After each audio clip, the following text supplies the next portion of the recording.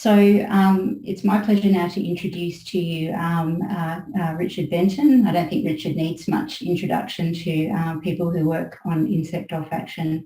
And Richard is joining us this morning from the University of Lausanne, which is in a very beautiful part of the world. Richard has a number of honours to his name, which I won't go through for the sake of time. And I'll just say it's a real pleasure to have you speak to us, Richard. And Richard's going to talk to us about the evolution of olfactory circuitry in Drosophilids. So Richard, I'll hand over to you.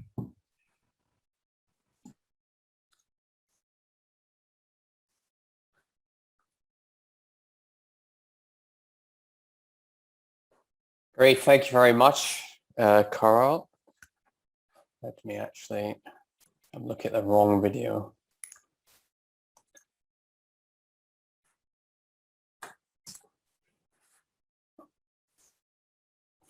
Okay, so thank you very much, Karl, for that nice introduction, and thanks to you and to Wynand, and perhaps especially to Walter Leal, who I hope is getting some sleep, for organizing and really smoothly running this amazing symposium, for bringing together our global community of researchers interested in insect taste and olfaction. I really hope we can all meet soon in person, but this is really a great surrogate while before that time comes. So I'd like to tell you about my lab's work in understanding evolution of olfactory circuits. And for a number of years, we've been interested in using the olfactory system as a model to understand the larger problem of how brains and behaviors evolve. We all know, if we look at the nature, that animal behaviors in nature are extremely diverse. And we'd like to understand what is the genetic basis and the neuronal cellular basis underlying this enormous diversity in animal actions in wild. And as needs very little introduction, the olfactory system is a particularly interesting model. We know a lot about its structure and function, and its very modular nature, as you can see schematized on this slide, invites the possibility for flexibility over evolutionary timescales, as receptors and neurons can be added or removed to allow the relationship between an organism's detection of the environment and its behaviors to be modified.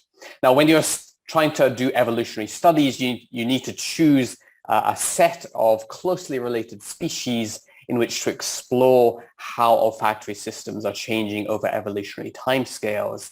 And we, in the last, well, I guess over 5 years now, have been focused on this trio of Drosophilids, Drosophila melanogaster, the model we know and love, Drosophila simulans, and Drosophila seychellia. And I'm excited that we've already heard a couple of talks, in fact, while I was sleeping, about Drosophila seychellia. But let me just remind you that the advantage of these species is that they're very closely related in terms of evolutionary timescale, with a common ancestor a few million years ago, and simulans and seychellia just diverging a few 100,000 years ago. But ecologically, they show a nice dichotomy where the two species on the left, melanogaster and simulans, are found around the world and are thought of, perhaps not fully accurately, as generalists. You can find them on a wide range of fermenting food substrates, whereas the species on the right, Drosophila seychellia, as its name hints, is endemic to the Seychelles archipelago off the east coast of Africa. And there it adopts an extreme specialist lifestyle, feeding and breeding exclusively on the so-called noni fruit of the Morinda citrifolia shrub. And this noni fruit is acid-rich, it's a very pungent odor, and in fact is highly aversive and toxic to other Drosophila species in this clade. So in the scant few 100,000 years since the divergence of Seychellia and simulans, a lot has changed in order that it can use and sort of almost exclusively use this noni fruit as its host niche. Now, we're very far from being the first to be using Seychellia.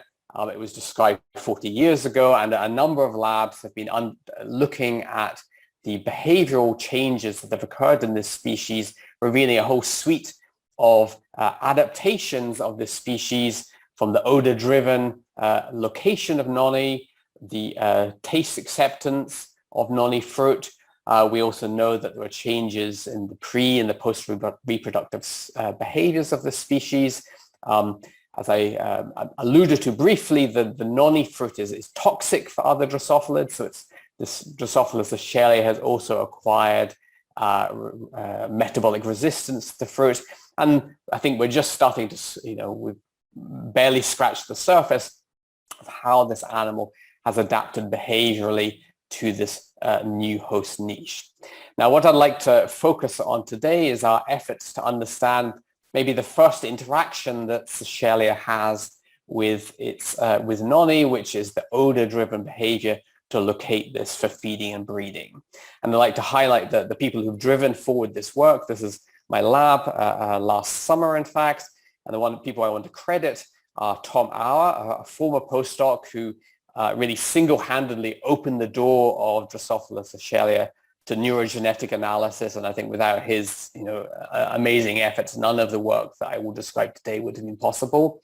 A more recent postdoc, Sugura Tagaki, has really pushed forward neurophysiological analysis in this species, and they have been supported by sort of my right-hand person in the lab, Lillian Aberon, who has been with me ever since I began the lab. So these are the people who've really done almost all the work that I will describe today. So just as a brief outline, I'm going to give a few introductory slides, which will mainly cover some of the published work before moving fairly swiftly on to the unpublished work. And it's very much ongoing work, but hopefully you'll find it sort of interesting for seeing how we're starting to better understand how neurocircuits have adapted and why they have adapted to drive the noni location of Seychellia. So many of our studies with Seychellia start with looking at the behavior of the species, and we were lucky enough to collaborate with Mohammed Khalaf, working with Marcus Knaden and Bill Hansen and Jena, looking at the long-range odor attraction of the species, where in a flight tunnel measuring about 1 meter long, we can provide an odor source. And for most of these studies, we've used not the noni fruit itself, but as a surrogate noni juice that you can buy commercially and apparently you can drink and is very good for your health, although it smells pretty bad. And if we introduce flies of different species into this chamber and then ask how many will land on the odor source, you can see that Drosophila Seychellia across 2 different strains displays a much stronger attraction towards the noni source compared to its generalist cousins. And for most of our work, we're trying to use 2 distinct strains of these species really to distinguish between intraspecific variation, which can be substantial in certain cases, from real interspecific differences. So it's clear that Drosophila Seychellia shows a much stronger attraction towards noni than Drosophila simulans or melanogaster. Now, as I mentioned, several labs have been studying Seychellia over the years, and this also includes looking at the olfactory system and summarizing quite a lot of work in a brief slide here. 3 olfactory pathways have already been strongly implicated in mediating host attraction of noni. This comes from work from Toyndecker and work in Bill Hansen's group, as well as work from Lucia Prieto Godino in my own lab. And sort of to cut a very long story short, these are the 3 receptors that were implicated as being really important for noni attraction: odorant receptor 22A or 85CB, and the inotropic receptor IS75B. Now, the sort of clincher that indicated that these were really important for Seychellia came from Tom Auer's ability to generate mutations in these receptor genes in Drosophila Seychellia. And the results of these are shown here, again, in this long-range odor attraction assay. If you knock out any of these 3 receptors, you severely diminish Seychellia's attraction to the odor source. And we have as well a lot of other data. This was published last year, but this is the first genetic data that's confirming the key role for these receptors in noni attraction of Seychellia. Now, why are these 3 receptors interesting? So we know that they all detect odors that are present in the noni bouquet, or 22A detects a methyl ester, methyl hexanoate, or 85CB detects 2-heptanone. and IS-75B detects one of the abundant nonny acids, hexanoic acid. And perhaps most intriguingly, at least in 2 of these cases, the sensitivity of the Seychellia receptor has increased compared to its counterparts in melanogaster. So the OR22A in Seychellia is about 2 orders of magnitude more sensitive to methylhexanoate in Seychellia than in melanogaster, whereas the IS-75B in Seychellia is about 50 times more sensitive to hexanoic acid in Seychellia compared to melanogaster. So it's sort of the sensory increase in sensory sensitivity is one sort of nice mechanism by which you can imagine how Seychellia is becoming more attracted towards the nonny source. The third receptor, OR85CB, in fact, the tuning for 2-hexanone doesn't seem to be changed. And we will come back to that because we're using that lack of change to our advantage in studies I'll describe in a few minutes. Now, thanks to both structural work and modeling work and a lot of site-directed mutagenesis, we now have at least a first handle on the molecular basis underlying these sensitivity changes. So Tom Auer could identify 3 amino acids in OR22A whose change in Seychellia could explain the increase in sensitivity to methylhexanoate, whereas we found at least 1 key residue in the ligand binding domain of IS-75B, which appears to be instrumental for increasing the sensitivity of this receptor to hexanoic acid in Drosophila Seychellia. I don't want to dwell too much on these questions today, but I think they do provide, this comparative approach is providing some really nice entry points to understand how olfactory specificities can evolve. So one of our sort of real goals in developing genetic tools in Seychellia was to move beyond simple correlations of physiological differences with behavioral differences, but really try and demonstrate causal relationships between the properties. And so having an OR22A mutant in hand, which, as I showed you before, completely or almost completely lacks attraction towards nonny odors in the flight tunnel, this provided a nice genetic background to test the significance of differential tuning of OR22A in this species, because we could rescue OR22A in this mutant background by restoring either the Seychellia wild type allele, which fully rescues or nearly fully rescues the attraction towards nonny odor, whereas the melanogaster allele, which has lower sensitivity to methylhexanoate, rescues less well and gives a sort of attraction more similar to the level of attraction we see for melanogaster. Now, perhaps the sort of most interesting result for us, that again, this is published work, was to take the melanogaster receptor and mutate it to convert it into a Seychellia-like allele, changing these 3 sites in the receptor to increase the sensitivity to Seychellia levels. And if we rescue the 22A mutant in Seychellia with this triple mutant, we can now restore the strong attraction towards nonny that we see in the wild type Seychellia.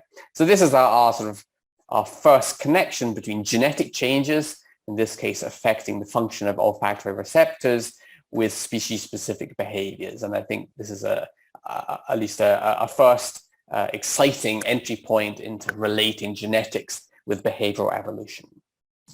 Now, beyond the changes in receptors themselves, there's one very obvious difference in these 3 sensory pathways when you compare these species, simply by looking at the number of neurons in the antennas that express these receptors. So here you see visualization of these 3 sensory neuron populations in melanogaster. It's rather similar in simulans. And strikingly, if you look at the same sensory pathways in Drosophila Seychellia, we found that there's a large increase in the number of neurons expressing these receptors, about 2 to 3-fold increase in Drosophila Seychellia. So not only is there increase in physiological sensitivity, at least in these 2 pathways, in all 3 cases, there's an increase in the number of sensory neurons expressing these receptors. And this is a problem that we've been really intrigued to understand what is the physiological and behavioral significance of this sensory expansion. So we first set out to ask, well, is this specific to these 3 sensory pathways? We had sort of converged on those rather through slightly biased means, and we were interested to understand whether there may be this increase in sensory neuron number may be specific to them or a more generalized phenomena across the antenna. So what Tom and Lillian Aberwin set out to do was to quantify the number of each Syncilla class in these three species. Kind of a lot of data on this slide here, but this is a nearly complete analysis now of the number of sensory neuron populations across all three species. And to our sort of quite pleasingly, the ones that we had discovered do indeed stand out. So the 22A and 85CB neuron populations that show this 2 to 3-fold increase in Seychellia, and the 2 to 3-fold increase in ISN5B neurons do seem to be exceptional compared to all the other Syncilla classes. There are some differences that you may be sort of eager to kind of spot. Some cases there are decreases in numbers of neurons in Seychellia compared to the Generis. They may be interesting biological adaptations, but right now these two or these three sets of neurons are the sort of only ones where we see such a dramatic increase in this specialist species. So as a sort of geneticist by training, I've always been interested to understand what is the genetic basis of this sensory neuron population expansion.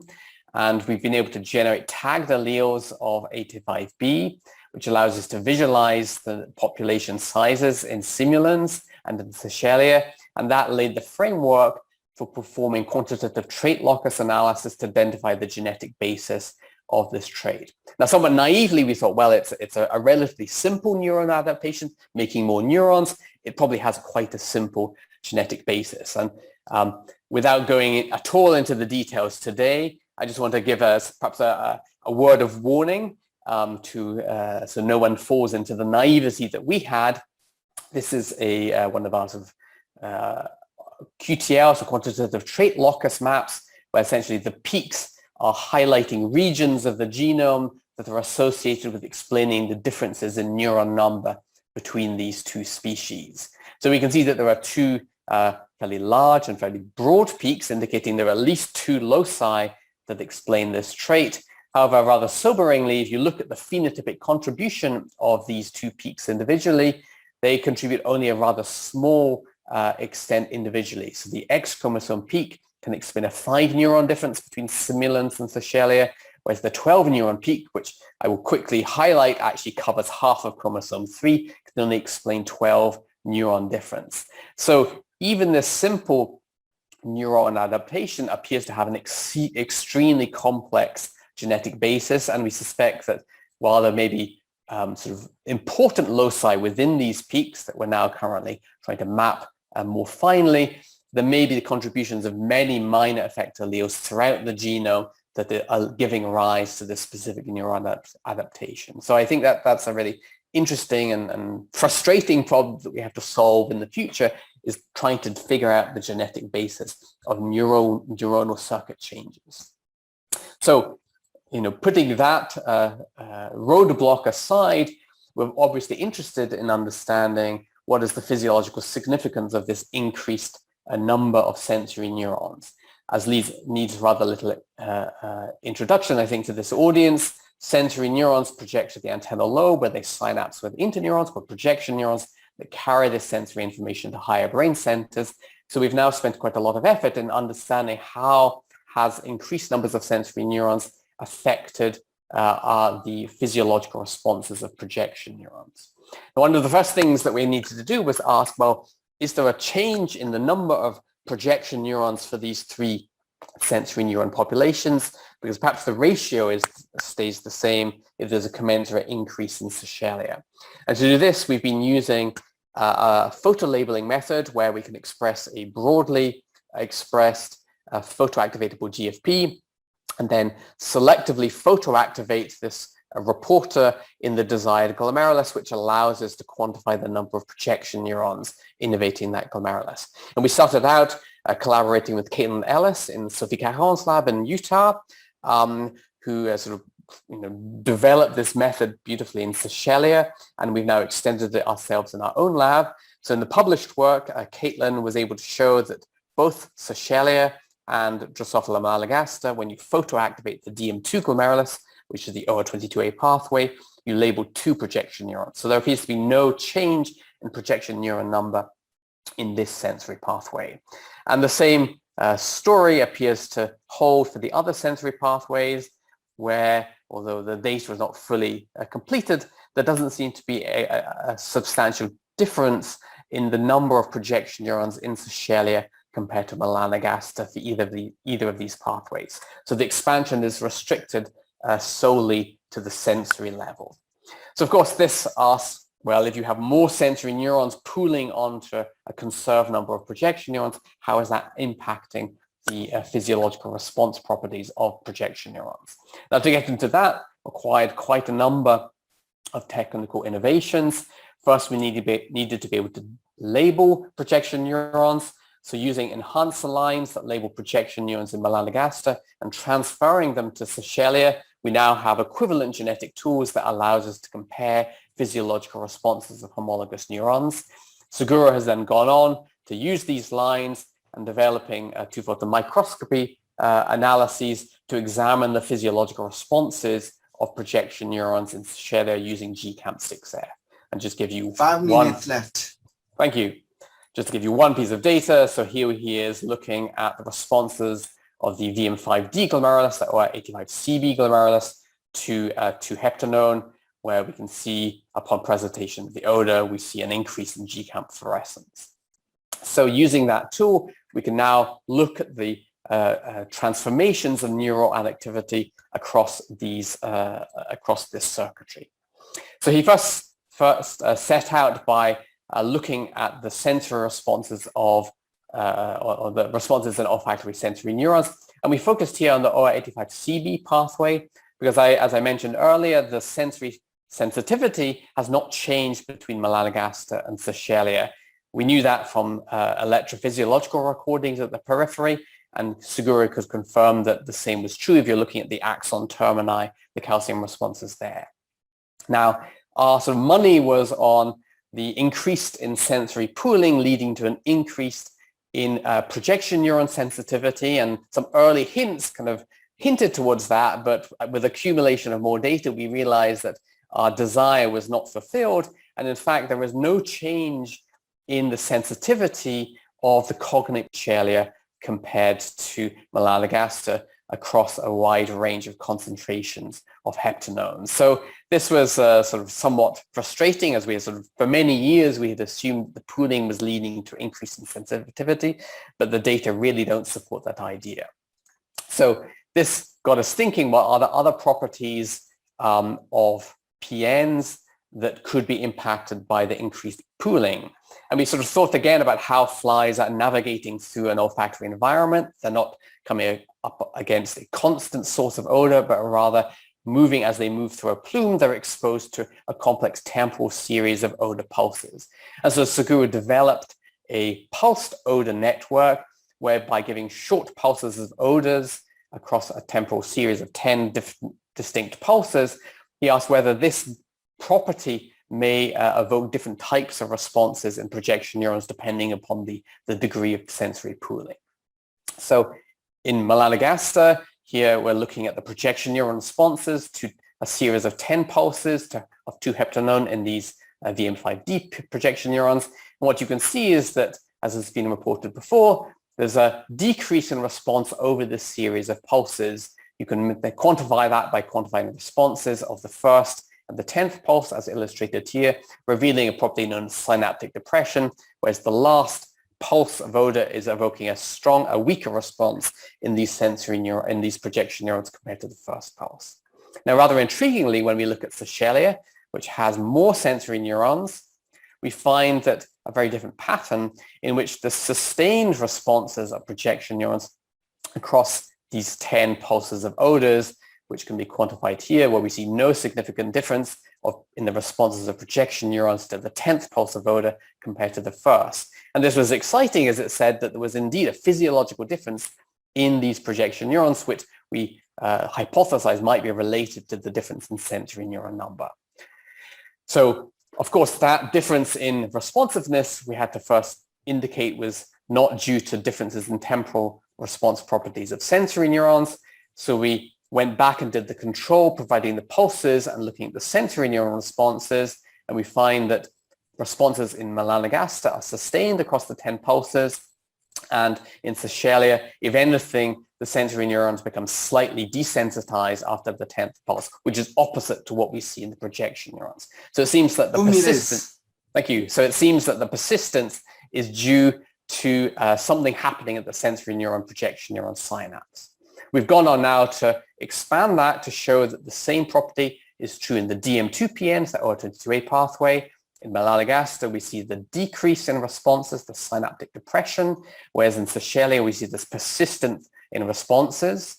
And as a control, we've examined a population of PNs where there's no such increase in sensory neurons. And in both cases, in both species, we see synaptic depression. So that's at least a hint that it's something to do with the increase in sensory neuron population neuron number that is leading to this increase in sensory an increase in persistence of the projection neuron responses. So what is the mechanism? In short, we don't know. Let me just give a couple of slides to show you where we're going now. First, we wanted to look at the number of synapses between sensory neurons and projection neurons, and this we did by expressing a reporter and acetylcholine receptor subunit tagged with GFP in projection neurons, which allows us to count the number of puncta, which is a surrogate, not a very great surrogate, but at least at the resolution we have now, a surrogate for the number of OSN PN synapses. And this revealed that in these two OR populations, we see an increase in synapse number in Seychellia compared to melanogaster, as we sort of anticipated based upon the increased number of sensory neurons, but in control glomeruli, such an increase is not observed. So what we're thinking is that there are two possible mechanisms of sustainment of upon odor pulse presentation, that the increase in sensory neuron number in Seychellia may allow an increase in the number of release sites, which could allow a compensation for neurotransmitter depletion upon pulse stimuli. It's also possible that the number of postsynaptic receptors could be higher, which would may compensate for the desensitization of these receptors. And we're trying to develop now genetic tools to explore this mechanistic basis. So just to finish off, of course, we'd like to understand what's the behavioral response. Our hypothesis is that the exposure to an odor plume is the sort of pulses of odors maybe mimicking how Seychellia is detecting noni through an odor plume. And Seguro has now set up a tethered fly assay where he's looking at flight responses to odor pulses in a similar way as he's done in the calcium imaging assay. And I hope the next time we meet, we'll be able to sort of give you the results of that experiment to see if there's really a species-specific difference in odor tracking to odor pulses. So just to wrap up, I'm highlighting that the olfactory system is a beautiful place to unpick some of the principles of circuit evolution. We've started to see how sensory receptor evolution can retune the relationship between environmental information and sensory neuron responses. The genetics is simple, although it's not that simple, but it can explain how you can increase neuronal sensitivity to a common environmental stimulus. We've seen a common mechanism is expansion of the number of sensory neurons for important pathways, and this appears to have a very complicated genetic basis. Nevertheless, we've been able to provide some evidence that this increase in number of sensory neurons could allow persistence of responses, their partner interneurons upon prolonged odor stimuli, which may reveal a complementary mechanism to how the Seychellia is tracking noni odor source with such persistence. And then finally, in work that I didn't mention, there were some first hints that the downstream neurons show some wiring differences, raising the possibility that there may be rerouting of sensory information deeper in the brain, although further work will be required and further tools will be required to really examine the significance of that. So thank you very much for your attention. Let me once again throw up the people who did most of this work, and I'd be very happy to take any of your questions. Fantastic. Thank you, Richard, for sharing all that beautiful data with us. We've got some questions that have come in already. I'll just remind again that to put your questions into the Q&A. We are prioritising questions from PhD students and early career researchers. You can ask your question anonymously if you like as well. So I've got a question here in the Q&A. That's from an anonymous attendee. It says, noni fruits are grown globally and as well as in the Pacific, just in the Pacific Islands. So why do we see specialists specifically in the Seychelles and not in other places? Thanks for the question. It's very interesting. So why Seychelles is restricted to the Seychelles? I guess the islands, it's quite far away from other places. So it's probably rather hard for this species to exploit or move off the island. It's a fairly recently evolved species. So maybe, if you come back in 5 million years, maybe it would have migrated further. There is one other specialist species, a substrain of Drosophila jacoba, that also appears to specialize on noni fruit on the Mayotte Island. This was a species described by Yassin. So I think it's as to why, there may be other examples of species that are specializing on Seychelles elsewhere, because as you say, it is a widespread fruit. But so far, these are the only 2 examples that we know of specialists.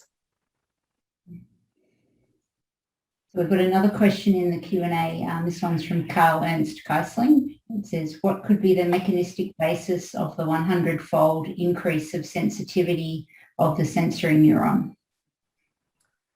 So that we know is due to amino acid changes in the receptor OR22A. So in the work we published last year, we could map down 3 amino acids, or at least 1 key amino acid within the fusitive ligand binding pocket that appears to largely explain the increase in sensory sensitivity of that receptor. So I think that we have something of a handle on the mechanistic basis of sensory neuron physiological changes. Thank you. So John Pickett has a question. John, would you like to ask your question? Yes, indeed. Richard, that was absolutely super. Wonderful story and beautifully told. Do you know if there's any difference in selectivity on the part of OR22A and the OR85CB to their respective ligands as presented here? By selectivity, you mean the breadth of tuning? Yeah.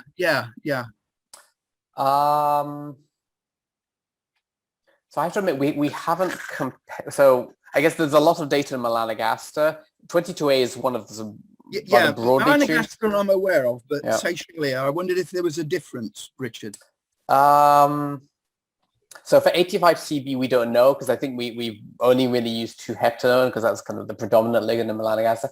For Seychelles, what it seems, so melanogaster, they respond to ethyl and methyl esters, and it seems like there's a narrowing of tuning to methyl esters in Seychelles. So that there is, I'm just trying to recall the data.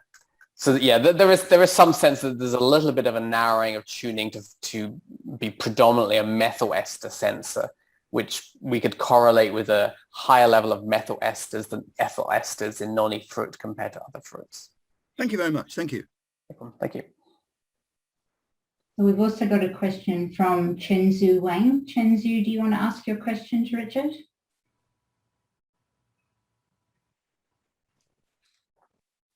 Yeah, my question, it's a very, very good talk. I think, do you think the changes always during the evolution, change always happen first in the peripheral? And based on your data, can you make decisions that the central is always very conservative and not changed too much? I think that this is one of the fundamental questions in the field of evolutionary neurobiology, is what are the principles of changes? It's clear that many people have documented in many different systems peripheral changes.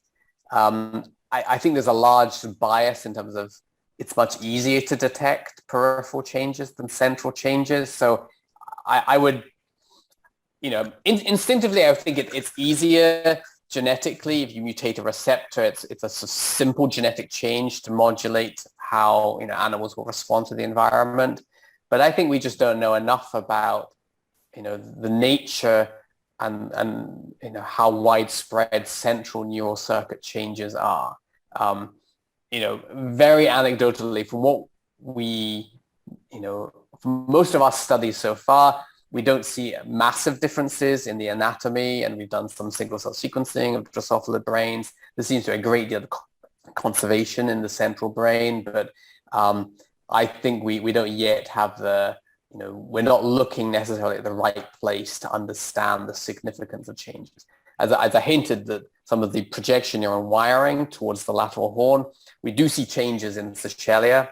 It's just it's extremely hard to figure out what the meaning is of those changes. So I think the next decade plus we'll be able to better answer that question of how nervous systems evolve. Okay, thank you.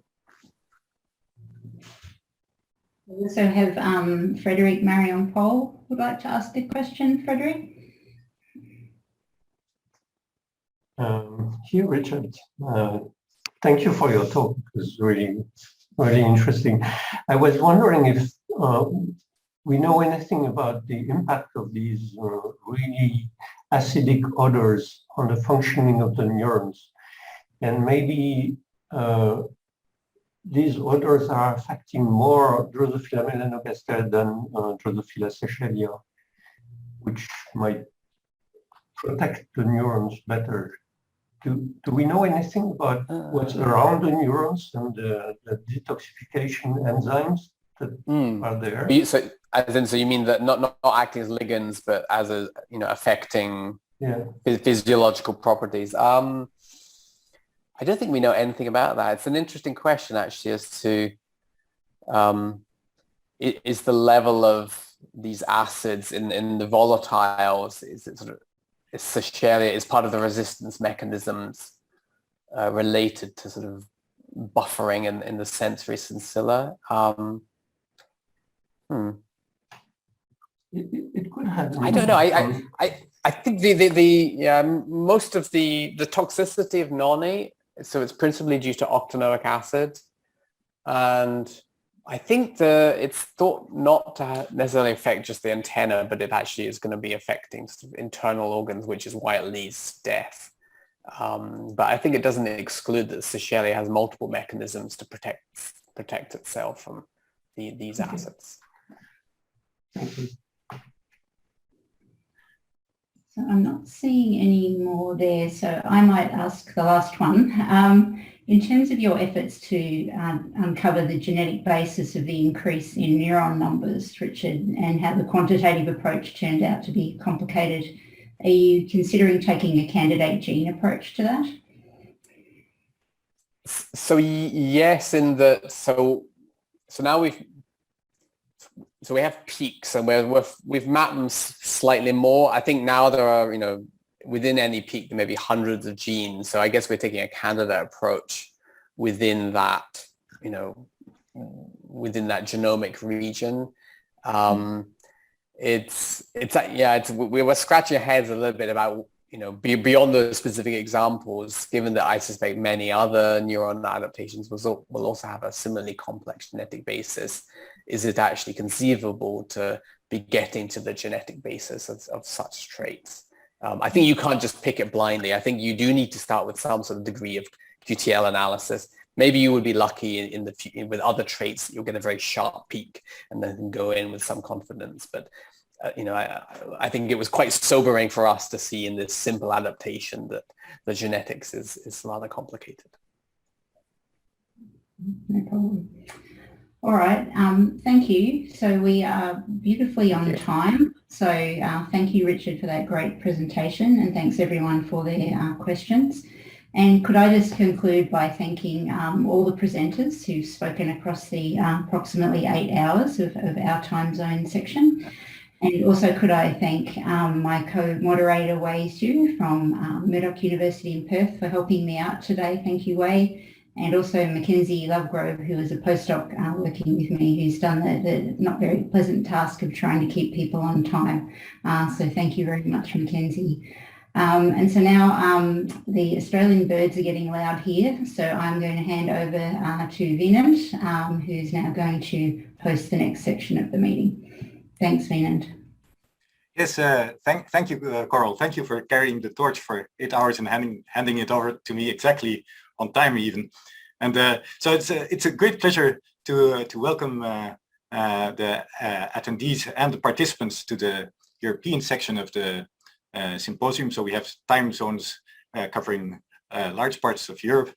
And good afternoon and evening to the people still with us from Australia and time zones around Australia. And so we'll have a very nice group of speakers. So let me first start off by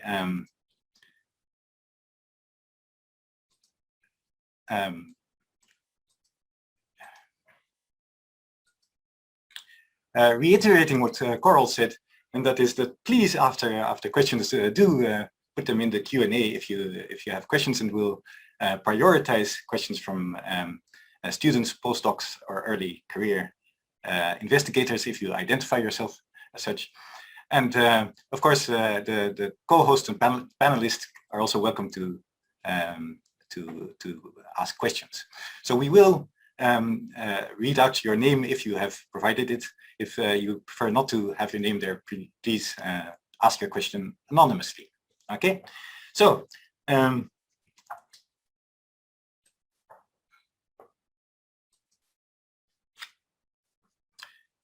we have a number of keynote speakers, and here they are listed in alphabetical order: Frédéric Marion Paul, Greg Jefferis, John Pickett, Marcus Stensmeyer, Silke Saxe, and Sylvia Anthon.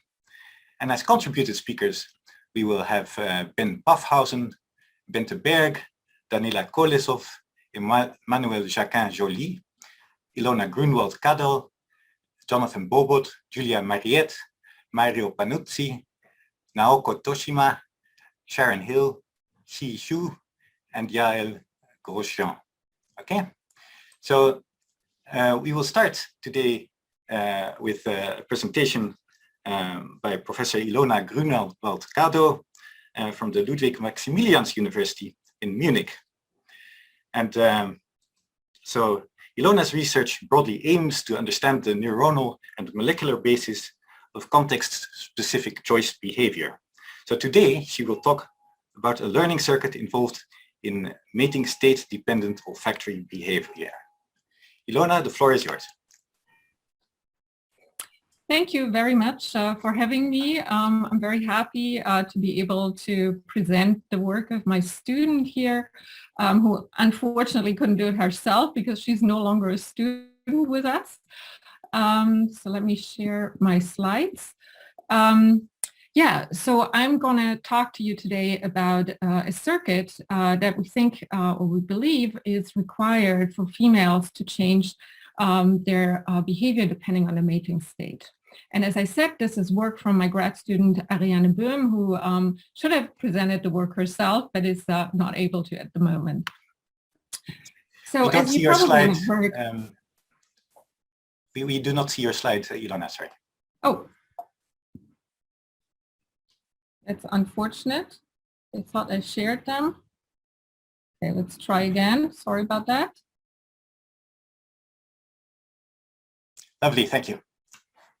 Okay. Yeah, so essentially, as I said, this is my student Ariane, and I'm presenting her work today. As you probably have heard, and there's plenty of that in sort of popular media, is that a reproductive state changes a female's sensory perception of many things, including odors.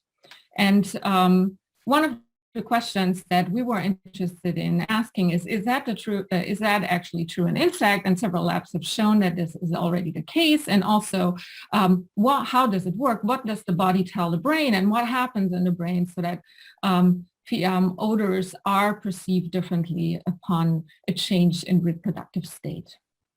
And so a few years ago, another group of people in my lab have shown that upon mating, females are becoming much more interested in the odor of a beneficial nutrient called polyamines. And these are very good for more egg production, not only in actually Drosophila insects, but also even in humans. And so what we basically find is that upon mating, the olfactory attraction of the females to polyamines is significantly increased.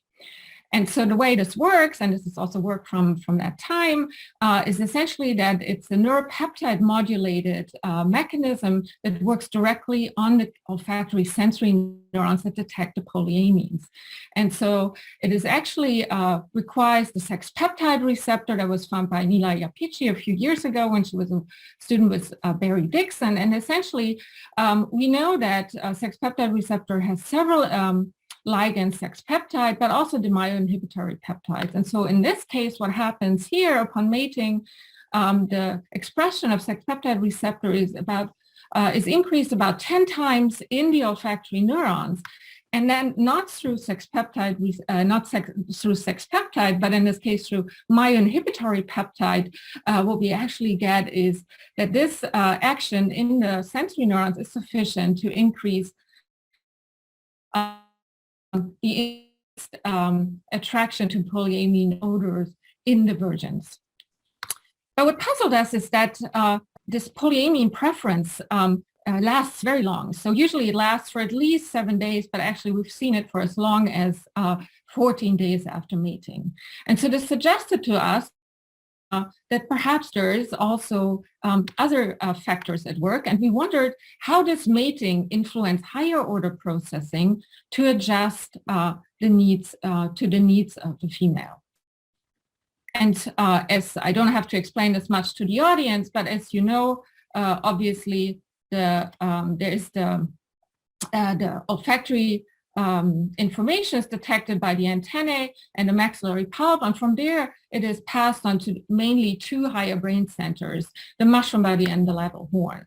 And the idea is that one of them we know is required for learning and memory, and the other one is likely involved in innate behaviors. However, from our work and from work of other laboratories, we've shown that the mushroom body is also important to allow flexibility of innate behavior. And that's really important. Although this behavior is innate, it is not, so to speak, completely stereotyped. It can be controlled through experience, but also, of course, through the internal state of the animal. And so given that attraction to these polyamines appeared to be innate, we first looked at the lateral horn and wondered what mechanisms could be required to detect polyamines at the level of the lateral horn. And so we used the trans-tango system as well as the nutrient connectomic systems and found that basically the olfactory glomeruli of the polyamine sensitive neurons connect to PNs that project into the calyx as well as into the lateral horn. And the majority of the PNs are actually connected to a lateral horn neuron called AD1B2. It doesn't matter, you don't need to keep that in mind. But interestingly, when we did a whole brain imaging, calcium imaging approach, we also identified neurons that had that responded in the lateral horn that showed very similar morphology, suggesting that this could be indeed these neurons.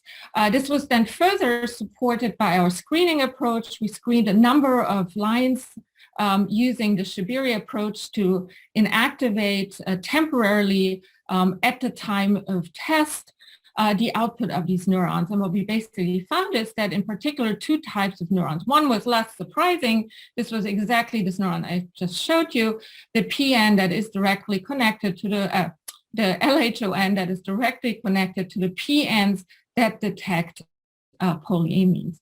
The other one was a lot more surprising because this one had previously been implicated by Greg Jefferis' lab and others to be sensitive or to be required for the detection of CVA in males, but also in particular in females. And so if we inactivated or inhibited synaptic output of this neuron, we found a significant decrease in the ability of these of the mated females to be attracted to polyamine odor. We also wondered, given that this is a long-lasting behavioral change, we wondered if the mushroom body might also play a role, and this was also indeed brought up because we've previously shown that internal state impacts on the mushroom body, for instance, in hunger state-dependent behaviors. And just to recapitulate, basically what we're observing is upon mating, the females keep this very high attraction to polyamine odors for many days. And so we wondered, is the mushroom body involved? And if yes, at which time of this many days does it matter? And again, we used the Shibiri approach where we could temporarily inactivate output of the Kenyan cells or not. And basically we inactivated before mating, during mating, after mating, before test, and during test. And what we observed was actually quite surprising. And so essentially, we found that the mushroom body or Kenyan cell output was required at two time points. One was perhaps less surprising. This was during the olfactory test, which we carried out in the teammates. You could see here that if you inactivate the mushroom body or Kenyan cell output, we found odor. But more surprisingly, in the females where the mushroom body output was inactivated only during the time of mating, but not at the time of test, and so this would be these guys here, we found a very strong, significant decrease in their attraction to polyamine odors, suggesting that indeed the output of the mushroom body is not only required at test, but something must have happened at the level of the mushroom body during mating. So we next started to look more into what could be the relationship between the mushroom body pathways and the lateral horn pathways that we discovered. And so to this end, we basically screened all mushroom body output neurons that provide output from the Kenyan cells. And we found a couple of them that, again, were required for the polyamine preference. And again, so this one here, if we inactivated its output during test called MBON alpha-2SC, we found that the females were significantly less attracted to polyamine odors. If we, vice versa, activated this neuron instead of mating in the virgins, well, we found that now the virgins were significantly more attracted to polyamine odor as compared to the virgins where we did not activate these neurons, suggesting that indeed activation of these neurons somehow replaces the mating experience. So what does this mushroom body output neuron have to do with the lateral horn? And what you basically see here, that this is, again, we used the connectome from Newprint from Janelia, and essentially what we found is that there are putative connection, direct and indirect, between this mushroom body output neuron and these neurons that we found to be required for the polyamine behavior at the level of the lateral horn. But let's get back to the mushroom body and why we need mushroom body output at the time of mating and not only at the time of test. And so as you know, the mushroom body is this nice learning structure where you basically have Kenyan cells connecting to mushroom body output neurons, and the basically through dopaminergic neurons, the output or the behavior can be changed through reward and punishment. And so one thing we observed is that when we compared mated females to virgin females and looked at their response to CVA, well, we basically found that in particular at the region of the beta prime 1 dopaminergic neurons, these responded stronger in the mated female as compared to virgin. And so we wondered if maybe these dopaminergic neurons play a role. And indeed, if we activate these dopaminergic neurons, these beta prime 1 dopaminergic neurons in the virgins, in lieu of mating, what we basically observe is that the virgins are now as attracted to the polyamine odors as the mated females, suggesting that indeed this beta prime 1 dopaminergic neuron can replace mating experience. On the other hand, we also wondered, what about the output? How does it work? And essentially, we also find that the output of the same regions through a mushroom body output neuron, also from the beta prime 1 region, if we inactivated this now at the time of mating, we find that the mated females are no longer attracted. Vice versa, if we inactivated another mushroom body output neuron or activated another mushroom body output neuron in the beta prime 2 region, this is a neighboring region, we find the exact opposite. So now if we activate this neuron in the mated females, we can suppress this attraction to the polyamine odor. Whereas if we inactivate this neuron in the virgins at the time of test, we can now we now see an increase in the virgin's behavior. And so this makes perfect sense because this neuron was previously found to be involved in aversion. So we think that basically by activating it, you suppress attraction, and by inactivating it, you allow for attraction to the polyamine odor. And these two regions are connected because, again, using trans-tango as well as the connectome from Nuprin, we found that the mushroom body output neuron prime 1 is directly connected to the dopaminergic neuron innervating the beta prime 2 region.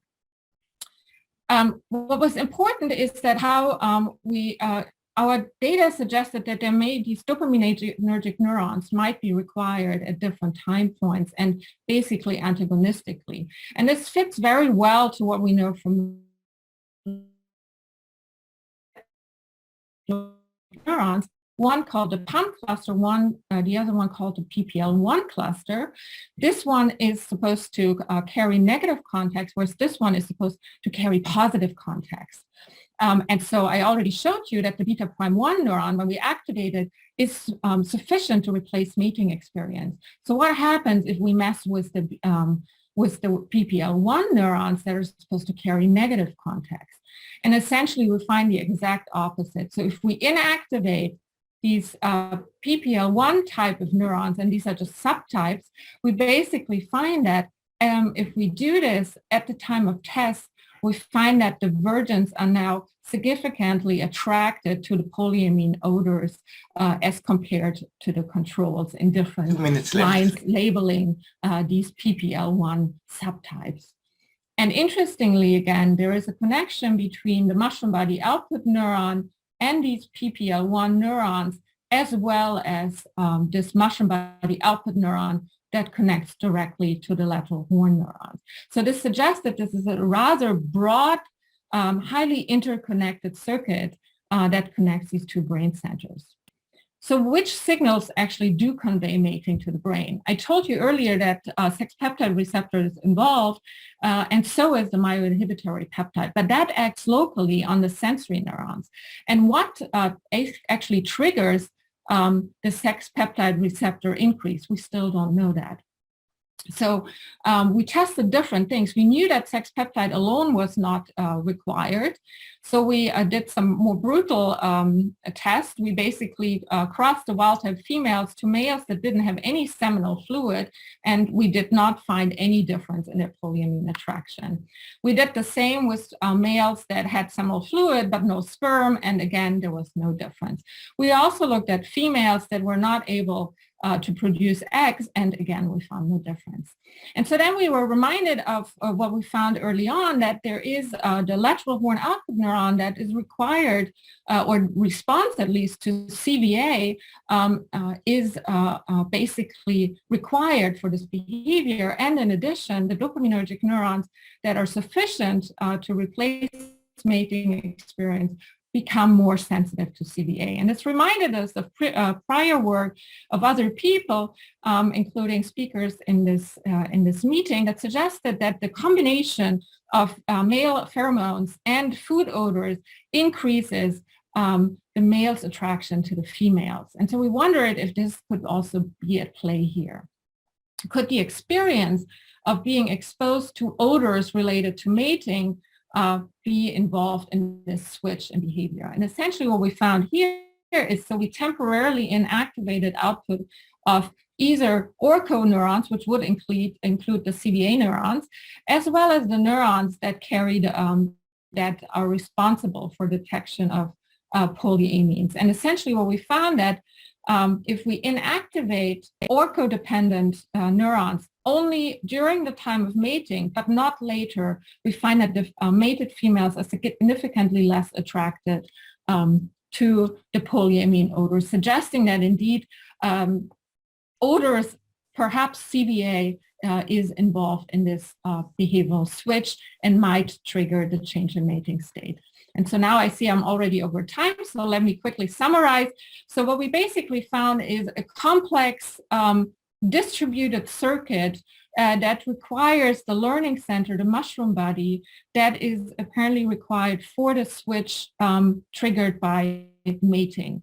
And we have neurons that suppress the polyamine attraction in the virgins, and then upon mating, perhaps triggered in parts through CVA, we now find that these are suppressed, and instead there is other neurons in the mushroom body that now take over and actually push or increase the attraction to polyamines upon mating. And so here I'd like to come to the end. As I said, most of the work was done by Ariane Böhm, a former graduate student in the lab, with the help of Anja Friedrich and a few other people in the lab. And of course, I thank my funders. And I thank you very much for your attention. And I apologize for being over time. Thank you.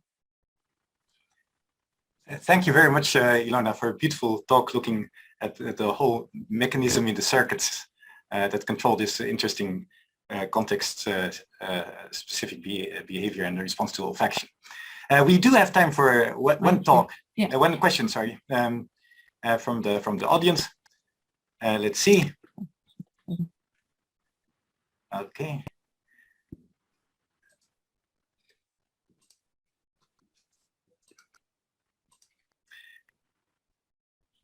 Okay, maybe I could ask a question that right at the beginning of the process, when the male and the female are mating, do you know anything about the sequence when the peptide signal is transferred? Is it early in the mating stage, or is it later in the mating stage? Oh, there is the peptide. What do you mean the peptide signal is transferred? From the male to the female. There's no peptide transferred. Our data suggests that actually, do you hear me? Yes, thank you. Yeah, our data suggests that, so what we find is essentially that the sex peptide itself is not involved, or at least it may be involved, it's not sufficient, it's not required. So also when we use males that do not produce seminal fluid or sperm, we find no difference. So it suggests that it's not a sex peptide or any peptide transfer gated mechanism. So instead we think that what happens is that the experience of mating or courtship may actually be the trigger for the switch in behavior. Right. Thank you very much. Yes, so there is another question. Do you think that mating state could modulate the connectivity of the lateral horn and the mushroom bodies? I don't think necessarily that it could modulate the connectivity. I think what it may do is that it modulates the it modulates the synapses, perhaps. So what we do find is that, for instance, upon mating, we find an increase in response to CVA in these dopaminergic neurons. So we think that mating somehow induces plasticity in these synapses. And we do know that, for instance, we also require the gene rutabaga, which is a classical short-term learning gene. And so we think this is one of the reasons how it works. It may basically trigger some plasticity at these synapses, and this is then sufficient to trigger a change in behavior. Thank you very much. So we'll move over to the next speaker. Our next speaker is Bente Berg. She's a professor of neuroscience at the Norwegian University of Science and Technology. Her group researches how the brain processes olfactory information, and today she will talk about protocerebral neuropils that process female-produced chemicals in the male moth brain. Bente, please.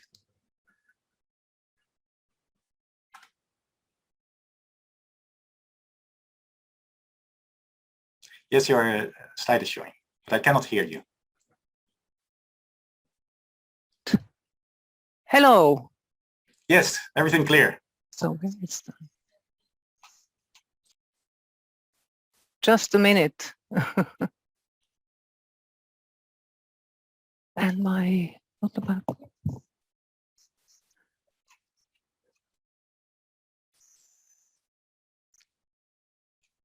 I'll take it there. Yeah. Okay, so thanks a lot to Walter, Wynand, and Karl for this exciting event. And thank you for giving me the opportunity to talk. So in our group at the Norwegian University of Science and Technology, Trondheim, we study olfaction in moths. We use the well-known cosmopolitan species Helicoerpa armigera in our experiments. And the issue for this talk is the pheromone system. So the pheromone pathways have been thoroughly studied in male moths, particularly at the level of the periphery, the antennae, and the first synaptic relay, the macroglomerular complex, MGC, in the antennal lobe. But today, I will present new findings of how such signals are conveyed along parallel antennal lobe tracts and how information is represented in higher protocerebral centers. So there are three tracts involved here, the medial, mediolateral, and lateral. And here, you see how the antennal lobe projection neuron form these tracts in a real brain preparation. He Chu, a research fellow in our lab, applied 2 dyes into different regions of the antennal lobe, one into the MGC, resulting in this staining pattern, and another into the ordinary glomeruli, resulting in this staining pattern. The 3 main tracts are visible in both subsystems. Notice, however, the different patterns of axon terminals in the protocerebrum. In this overlay, you can see that the projection terminals of the 2 subsystems are to a large extent separated. Interestingly, there is one distinct area containing overlapping terminals, and that is the column, which is one of the output areas of the lateral tract. Before I go into details about these pheromone-specific projections, I will provide some relevant background information. Previous data have reported that the armigera male has 3 MGC units, a large glomerulus called cumulus, and 2 smaller units, DMA and DMP.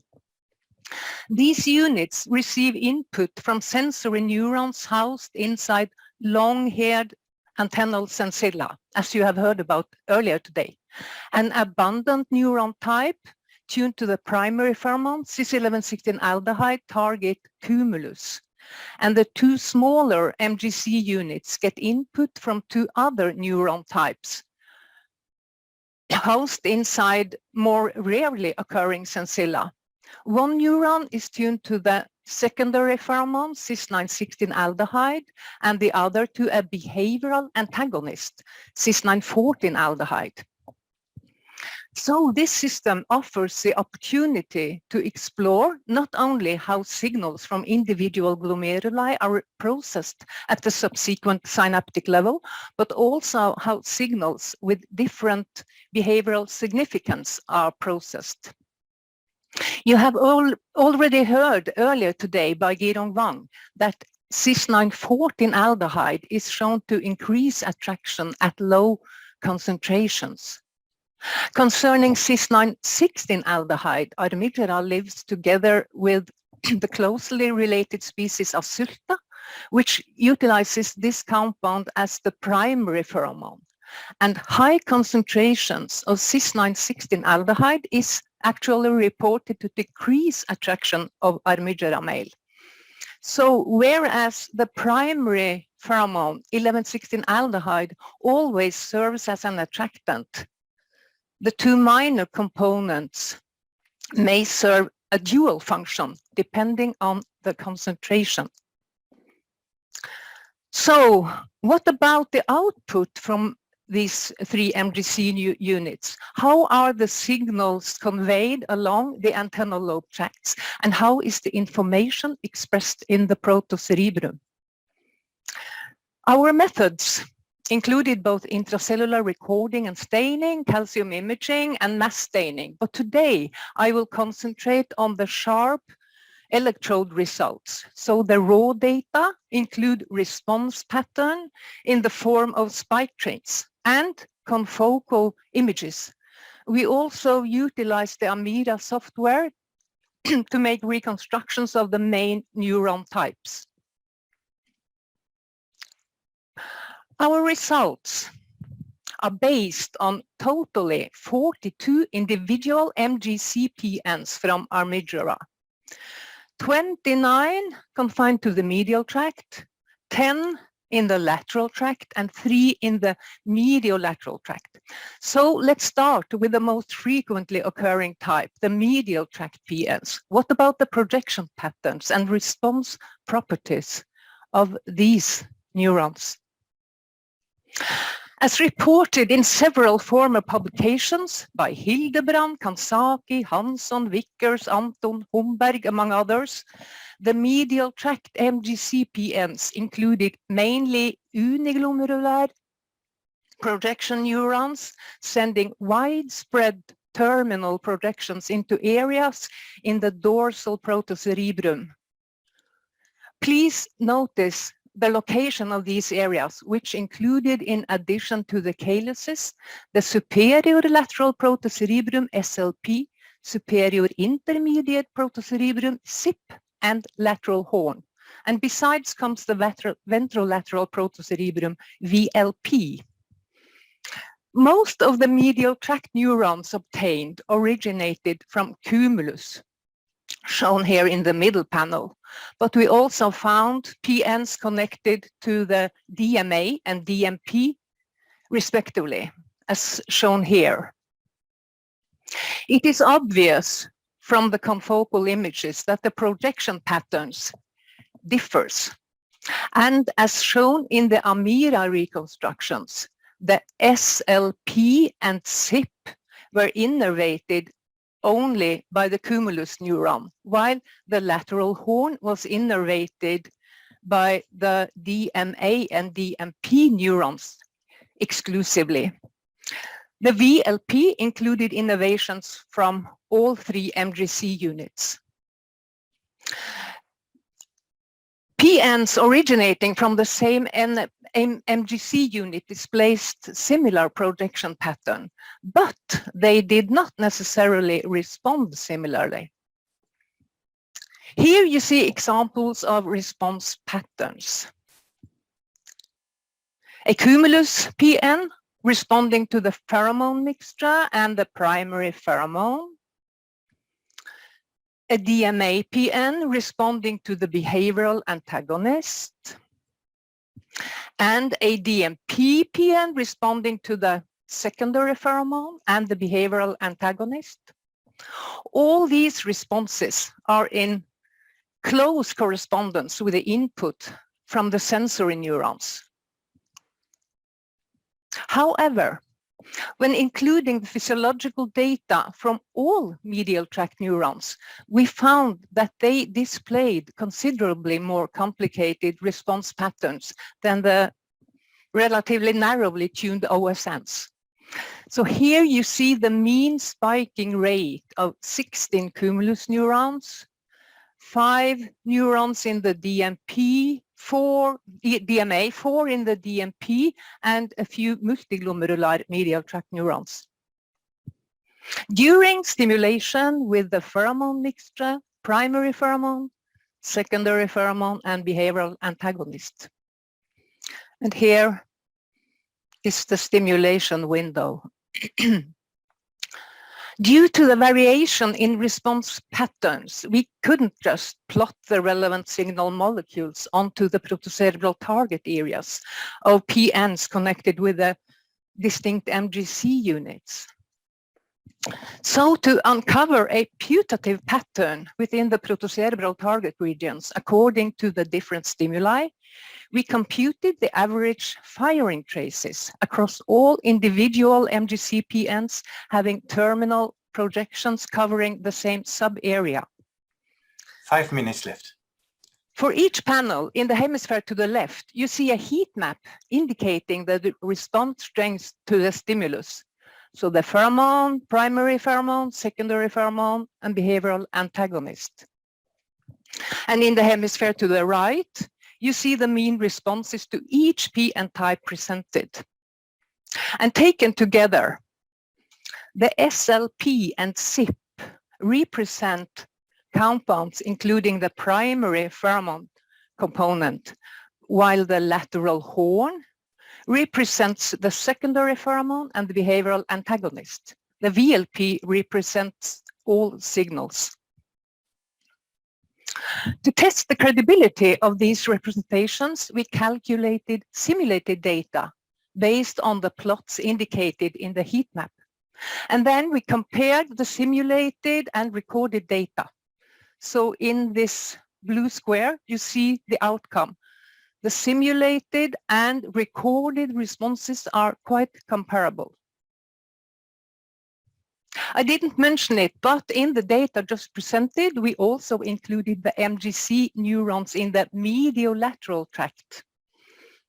These multiglomerular PNs had terminal projections in the VLP and SLP overlapping with those of medial tract neurons.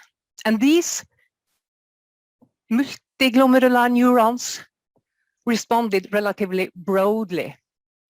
And then there is one tract left, the lateral tract. Here is an example of a lateral tract MGC-PN type. Except from being uniglomerular, it is very different from the medial tract PNs. Instead of spreading its terminals into wide protocerebral regions, it ends up within a narrow columnar area within a unique region of the SIP. We found 4 unilateral PNs having similar morphology and as many as 6 bilateral neurons in this tract. All of them innervated the column, and all were uniglomerular cumulus neurons. Notably, we found no lateral tract PNs connected with any of the smaller MGC units. And the spike data from these unilateral PNs showed responses only to stimuli, including the primary pheromone. No responses to other stimuli were observed. So here you see spikes from one neuron and an overview of the physiological data for all unilateral MGC neurons indicated by different colors in each panel. And notably, the lateral tract MGC PNs responded with a shorter peak latency than the medial tract PNs. 2 minutes. So, summary. The medial tract neurons, MGC neurons indicated here, are involved in fine-tuned coding of conspecific and heterospecific female-produced components important for species-specific signal identification. And the widespread terminal projections of the medial tract PNs seem to be organized according to behavioral significance, including a spatial separation of signals representing attraction versus inhibition. However, here, I don't have time now, but it's a unique capacity of switching behavioral consequence based on the amount of the minor components here. The medial lateral tract has terminals overlapping with medial tract projections, so the medial lateral tract indicated by the green stippled line, indicating that the 2 PN types form a common circuit. And the lateral tract MGC PNs indicated by the orange line here consist of uniglomerular cumulus neurons converging within a unique protocerebral region, the column. So these PNs play a distinct role possibly ensuring robust signaling to initiate stereotyped plume tracking flight behavior. Yeah, thank you to funding institutions and clever researchers. All these persons contributed to the data presented here. And let me mention especially He Chu from our lab, who played a key role in all parts of the work. And she will present a talk very soon at around 11:30 on CO2 signaling in this moth species. Yeah, thank you. Thank you very much, Bente, for a wonderful talk. Let's see if there are already questions coming up in the Q&A or the chat. So participants, please put your questions in the Q&A or chat. That you can also do that while the talk is ongoing, and we will pick those up as we go towards the end. Okay, so there is a question from Catherine Vogt, and she's asking, is the column brain region directly upstream of motor control, such as the LAL in other insects? So it was a question about the column, and yes, the column brain region, whether it's directly upstream of motor control, such as in the lateral antennal lobe in other insects. Yeah, we don't actually, it's not known how this column region is further connected. We are studying this at the moment, but probably it is more this output region. It's located more ventrally in the brain, closer to the motor center, so that could be, yeah. And also this column region, it might be connected with the visual system and the mechanosensory system. And yesterday there was a talk by Riffle mentioning Kennedy and this optomotor anemotaxis behavior. So this, maybe this region is linked to this kind of behavior. Okay, thank you very much.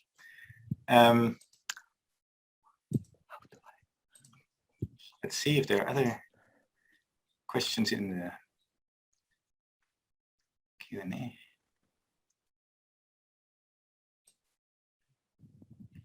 Okay.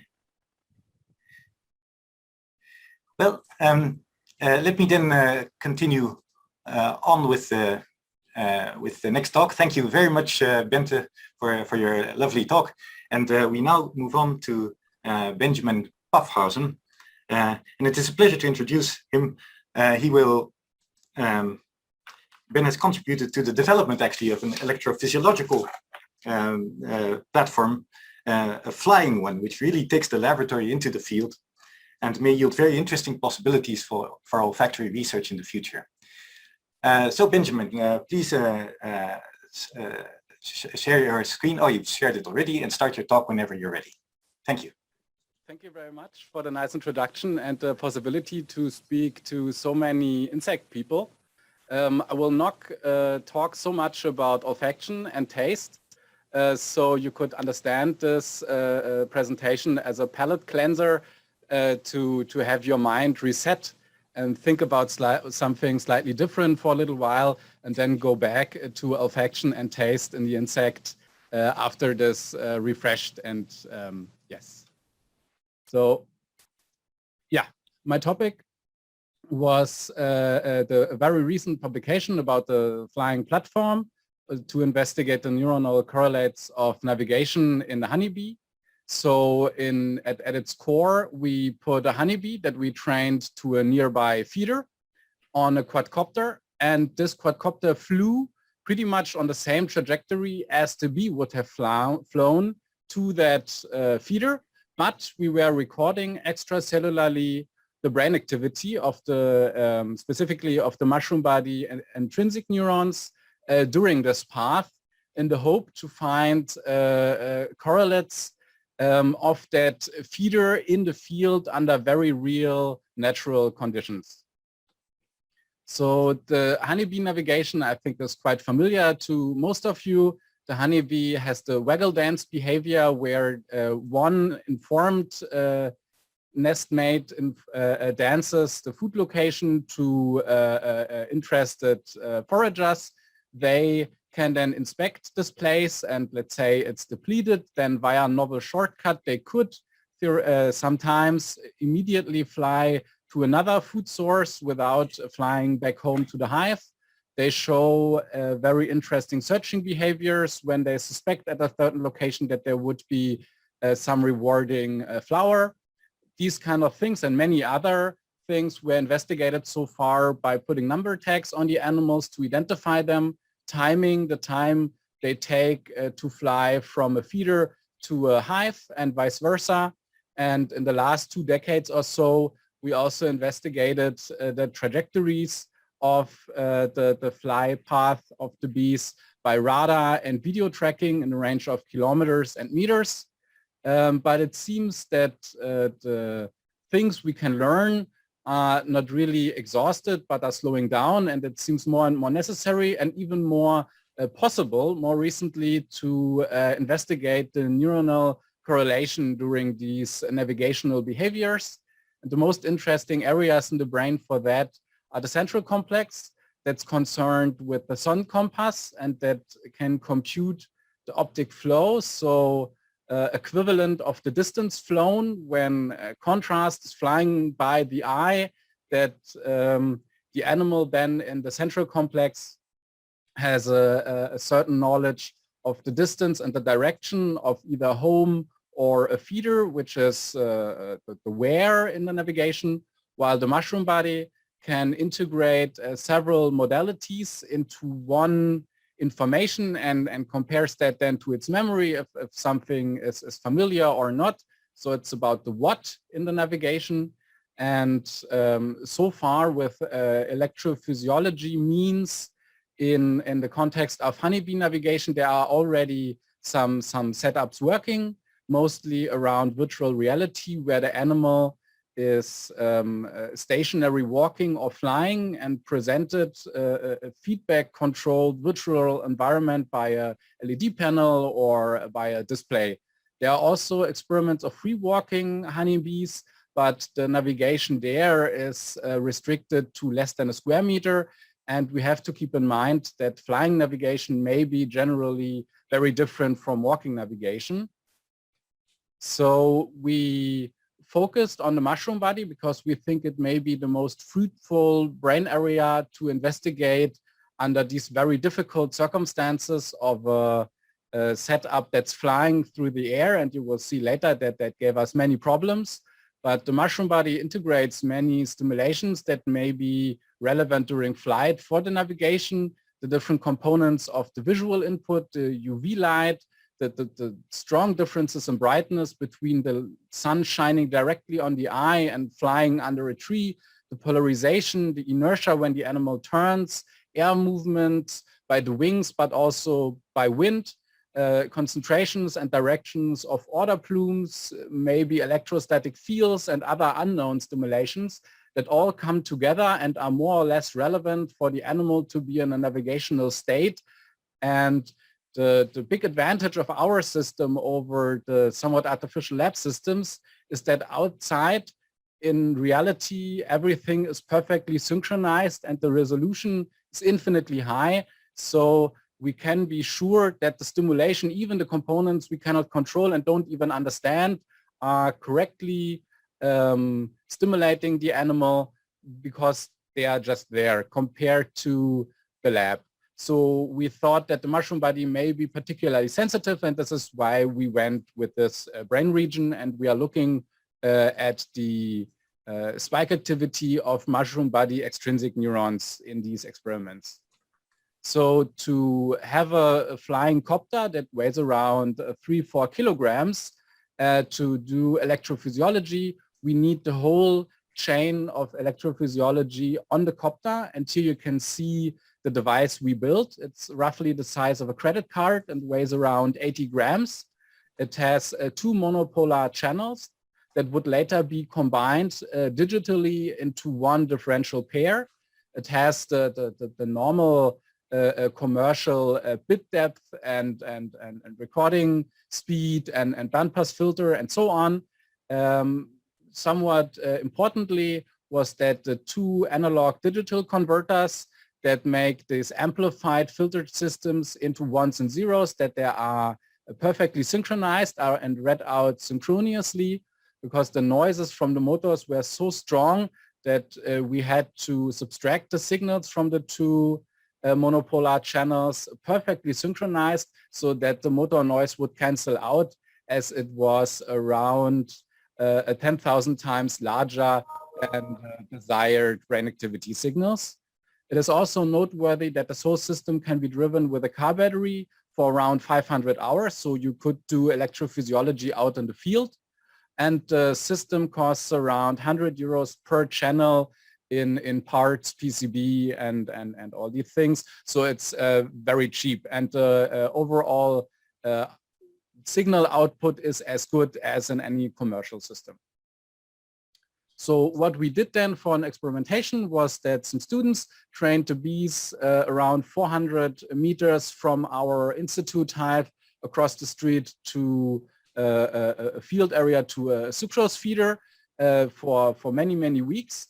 And whenever there were animals that were successfully finding this feeder for at least 3 consecutive days, we took these animals, put them in a restrained tube, and prepared open the head capsule to implant the electrodes and search for spike activity.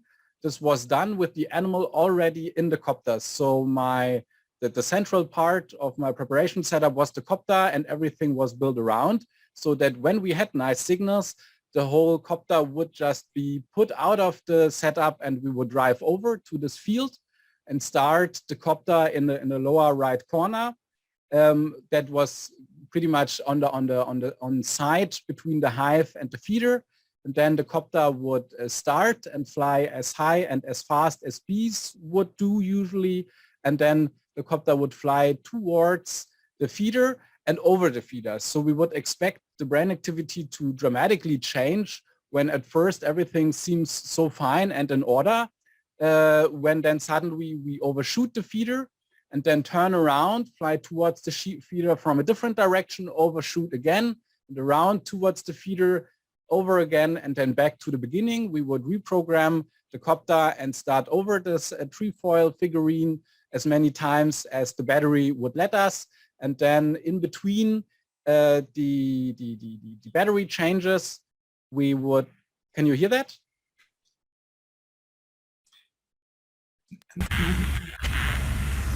Yes, we can, yes.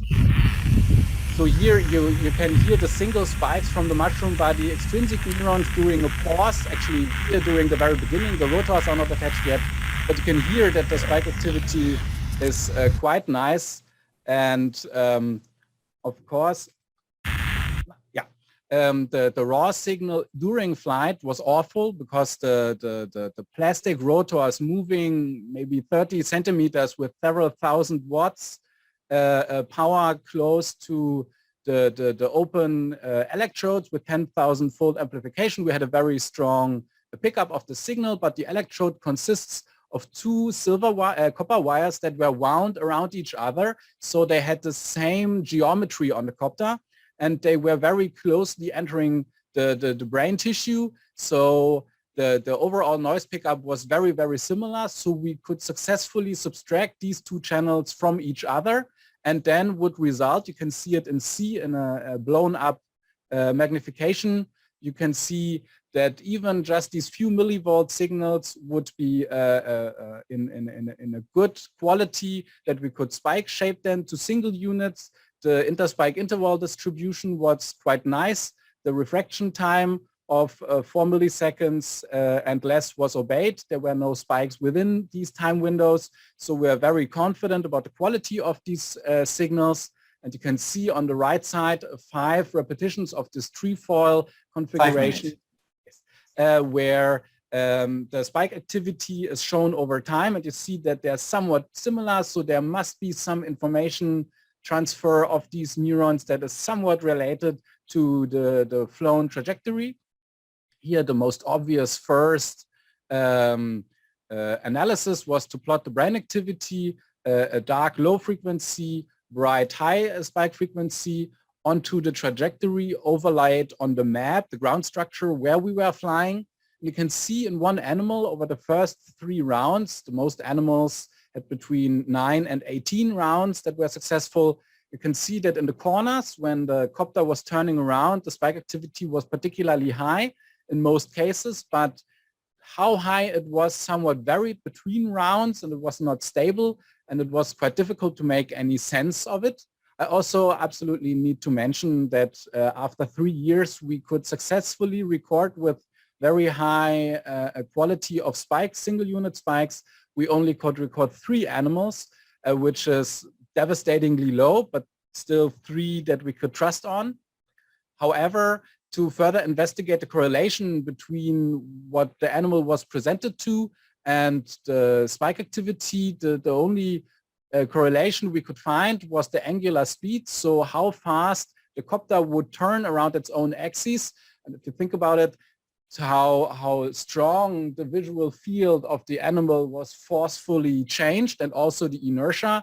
When flying straight, the animal is in a constant movement, and when suddenly it is turning around, there's a lot of changes in the inertia vector. So here you can see in this yellow brownish color the spike activity versus the angular speed, and they match up quite nicely. That's not very satisfactory for mushroom body people, and it was really hard for us to take as well, but that is what we found. It's not really meaning too much with 3 Bs, but I think overall this approach is quite useful, and I think we could show that we can measure the spike activity of honeybees under these circumstances. We should absolutely long-term try to repeat the same experiments where the animal is not captured in a tube, but only attached at a number tag, so the wings and legs are free. So there could even be some output behavior.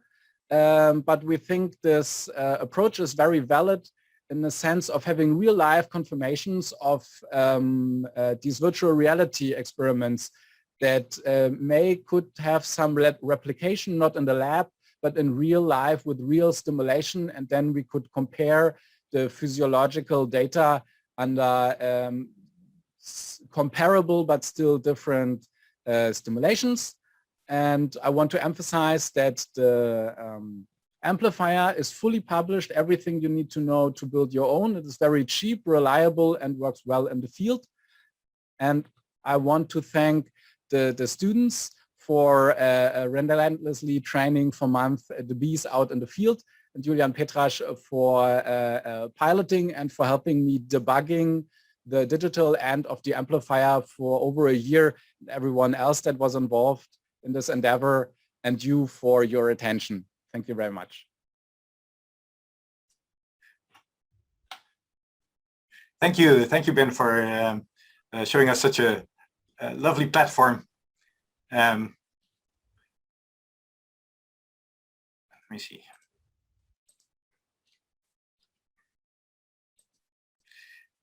So let me just check if there are any questions already in the Q&A or in the chat here. Let's see.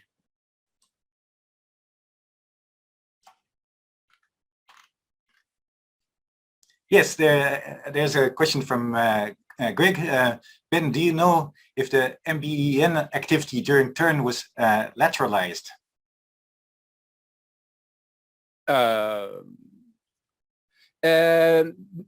No, unfortunately not. It was similar for both directions. So either the inside the curve or outside the curve, or the amount of curves over all repetitions and all animals was too small to find any differences, but they looked similar to us. Excellent. So let's see. Is there a question from Ali? Please type it in the Q&A.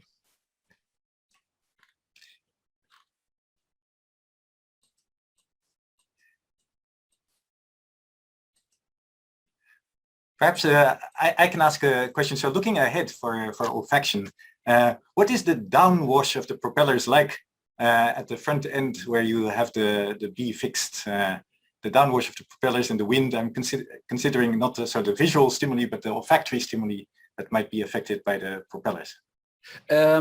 Surprisingly, so the downwards is absolutely insane, but it is very, very sharp, and the outward, so the animal was on a boom to reach further out of the copter, roughly 30 centimeters, and there was at least a 10-15 centimeter buffer between the strong airstream and absolute silence. So around the animals, during a forward flight, the air would be very little disturbed by any of this. And since the animal is at the very forefront, I could imagine that the animal could fly through a very undisturbed air plume, so order-wise, it should be surprisingly realistic, even though we didn't specifically tested it, but we were also concerned with the airstreams, and they were far away enough.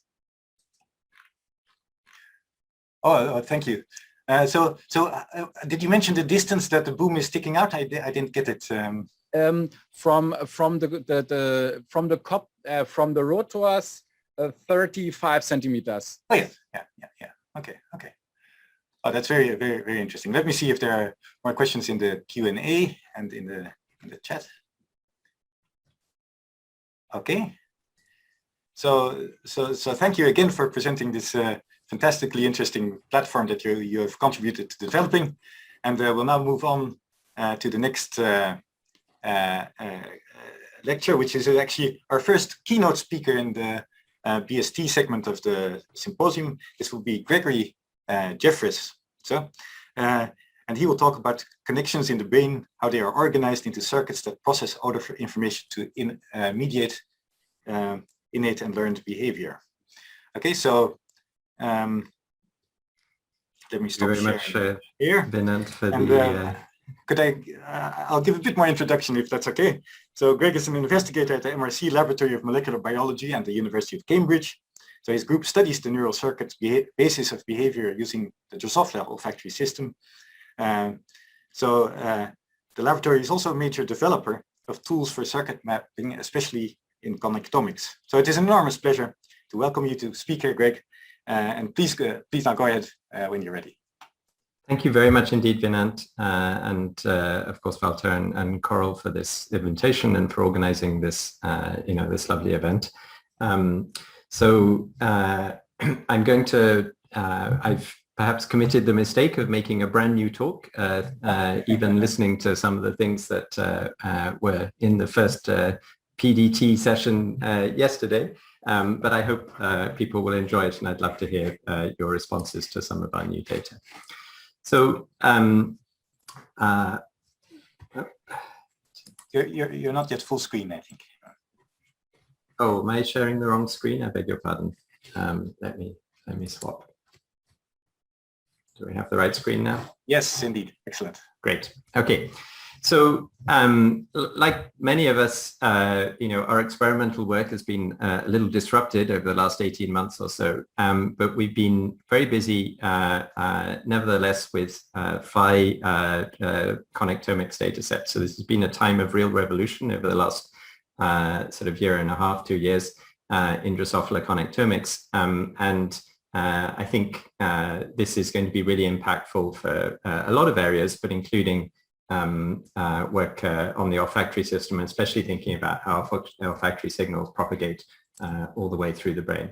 And I'll just sort of advertise a little bit that although the current fly data sets, especially that one at the top right there, the hemibrain data set, still only represent a part of the brain, we're hard at work on new data sets with our colleagues and collaborators at Geneva and Google on whole central nervous system data sets for both the male and hopefully the female fly. So some of the work that we were able to get out in the last time since I gave a talk to this kind of audience is sort of schematized there. So we've worked on olfactory projection neurons, a complete census of those, on the thermohygrosensory systems in Mariette, a complete reconstruction of the mushroom body and all of its partners, and eventually following olfactory information all the way through the brain from sensory neurons to descending neurons in that last paper. So I guess one of the things that I'd emphasize just, from those studies is that connectomics and these 3D EM volumes really provide the ultimate anatomical reference. So, ever since I was a PhD student, there've been little queries about just exactly how many glomeruli there are in the antennal lobe of Drosophila, and we now think we can be pretty confident about this point after, looking inside these volumes. Likewise, we can map all of the receptor neuron and both olfactory and thermohygroreceptor neurons into these volumes to put a molecular map onto the anatomical one. And we can also define all of the different output neurons of the antennal lobe. So I wouldn't underestimate the sense in which connectomics can provide, a sort of a parts list for the brain and how important this can actually be in practice. So at the other end, as I said, we've been able to use connectomics to start to define the flow of olfactory information through the brain. So in this work, Philipp Schlegel was able to define sort of sequentially how olfactory information might transfer to different groups of neurons as we flow all the way through the fly brain. And this has generated many new ideas and some surprises about how information might flow through the system. So obviously I can't go into all of the details that might imply, but I'm going to try and pick out a few examples as we move on. So one thing that we've been looking at closely with connectomics is the processing of geosmin, which has already been mentioned a couple of times during previous talks and discussion. So this is an innate aversive compound, so it's originally very nicely described by Marcus Stensmere, who also provided with his children the lovely little diagram at the top left there. We have followed both the first and second order neurons, which were fairly well expected for geosmin, but then we reconstructed the third order circuits. And what we found there, to our pretty great surprise, is that there's a massive divergence when you move from the second order projections neurons to the third order neurons. However, we've also been able to identify a very small number of descending neurons that connect the brain to the nerve cord that then turn out to be critical for this same geosmin mediated behavior. So in spite of the complexity, all is not lost. So I'm actually not going to talk further about that project, though. I'm actually going to tell you something about sex pheromone circuits, partly inspired by Wynand's invitation, and in fact some early data that he obtained when he was with John Carlson. And so the two heroes here are Dana Galili, a really brilliant postdoc in the group, and Ishvan Teis, a PhD student. Again, really wonderful student. Now, of course, they didn't work in a vacuum, and I'd like to highlight Erica in my lab, who also provided some key reagents, and a collaboration with the Drosophila connectomics group in Cambridge that I co-direct with quite a few students and interns and research assistants helping. So the starting point here is to think about fly courtship. This is basically a female decision. She gets to evaluate a male and decide whether he's good enough or not. And she will either mate with him or reject him in consequence. Now, there are many different kinds of sensory inputs that go into this behavioral decision: smell, taste, vision, hearing, song in particular, and touch. All of these modalities contribute and must be integrated at different places. I'm going to tell you a little bit about smell because obviously that's where we are today.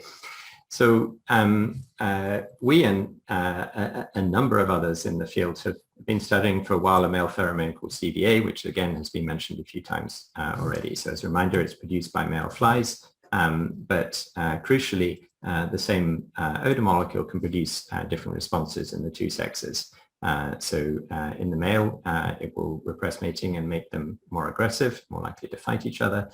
For the female, it will make her more receptive and more likely to mate. So an early contribution some years ago from my lab was to examine the flow of information, CBA information, through the brain.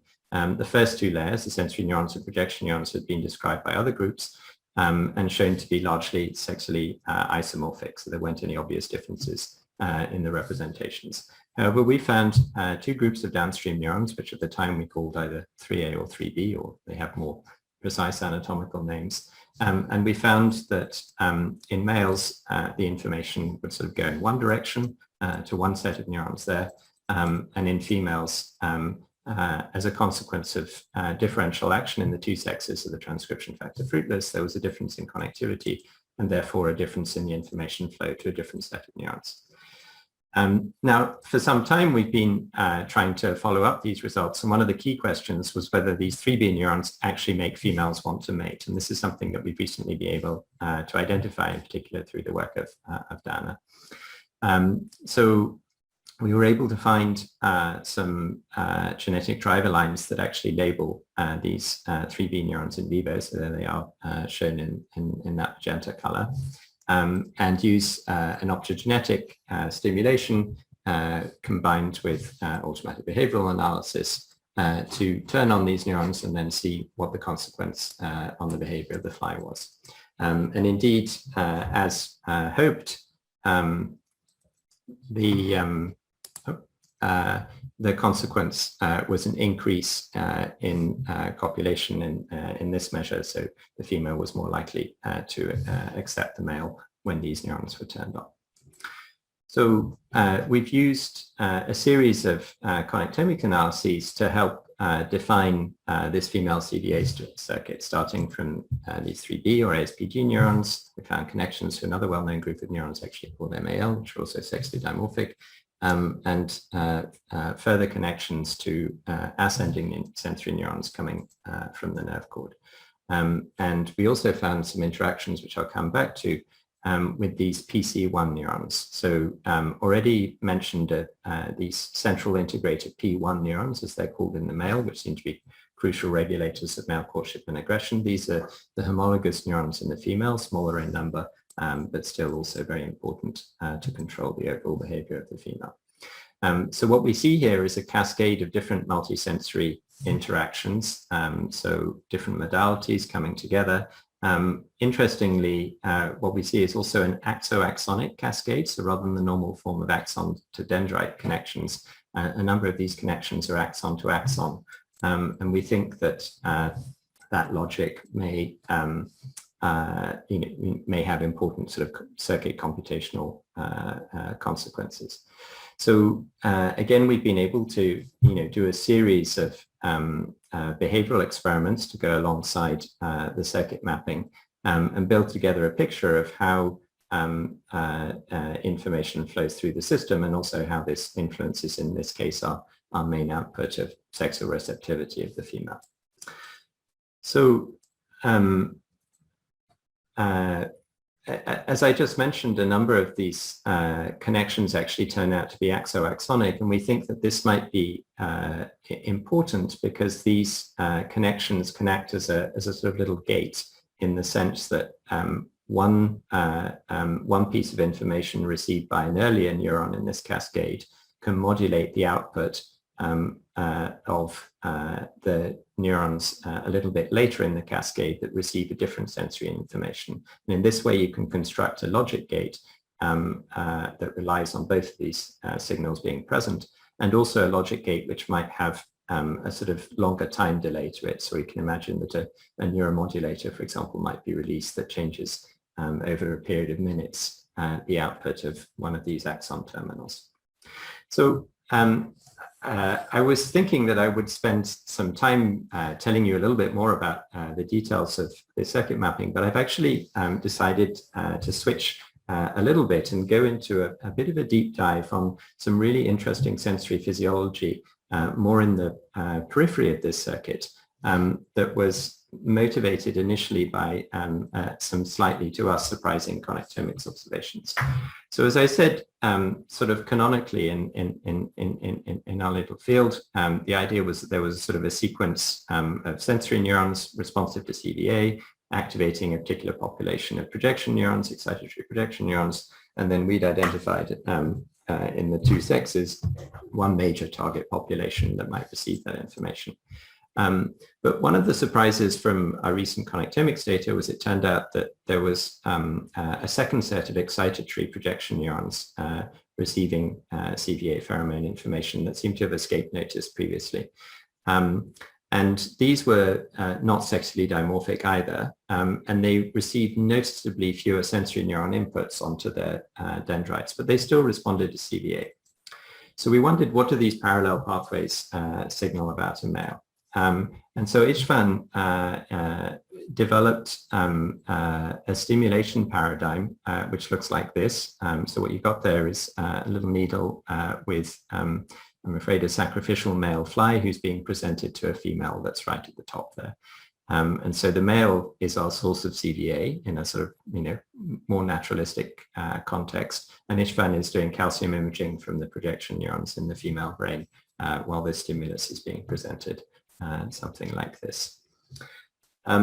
So when he does this, he finds that the well-known population of lateral projection neurons, LPNs there, responds with a strong initial response and then a sustained but accommodating response.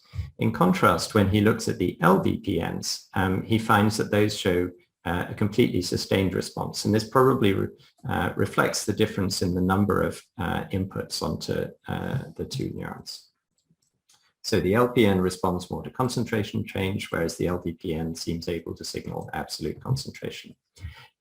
He then did a really nice series of experiments in which he moved the male from a common starting distance to different positions closer and closer to the female's antennae. And what he could show here was that the sensory neurons gave, what was effectively a pretty nice, mostly linear in the closer range response. But it's quite, it's quite noticeable here that basically the response only begins when the male is about 5 millimeters away from the female. So that's just a couple of body lengths. And it seems that there's sort of a haze of CVA surrounding the male that just becomes detectable at that point. Looking at the LPN and the LVPN responses, the two second order neurons, you can see that those have quite a different form down here. So one is nice and sigmoid and the other just a bit saturating, and the other just keeps going with stronger responses slightly closer to.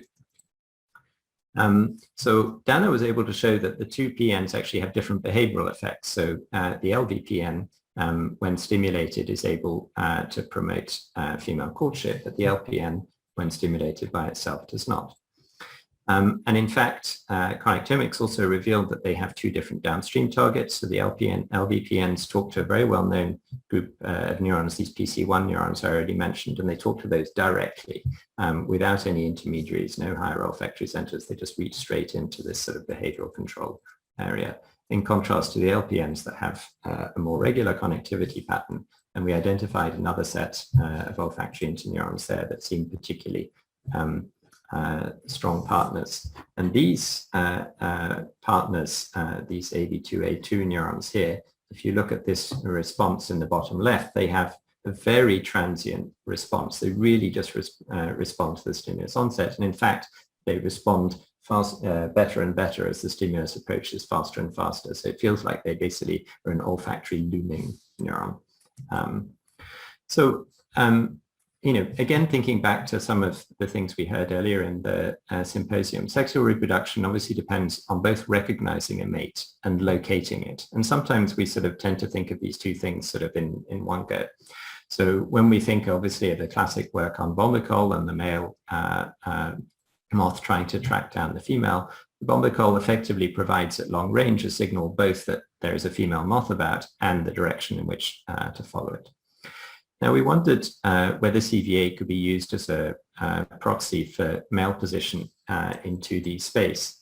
So there's a long history of thinking about how flies might be able to track odors close to, and in particular, this idea that maybe they can smell in stereo.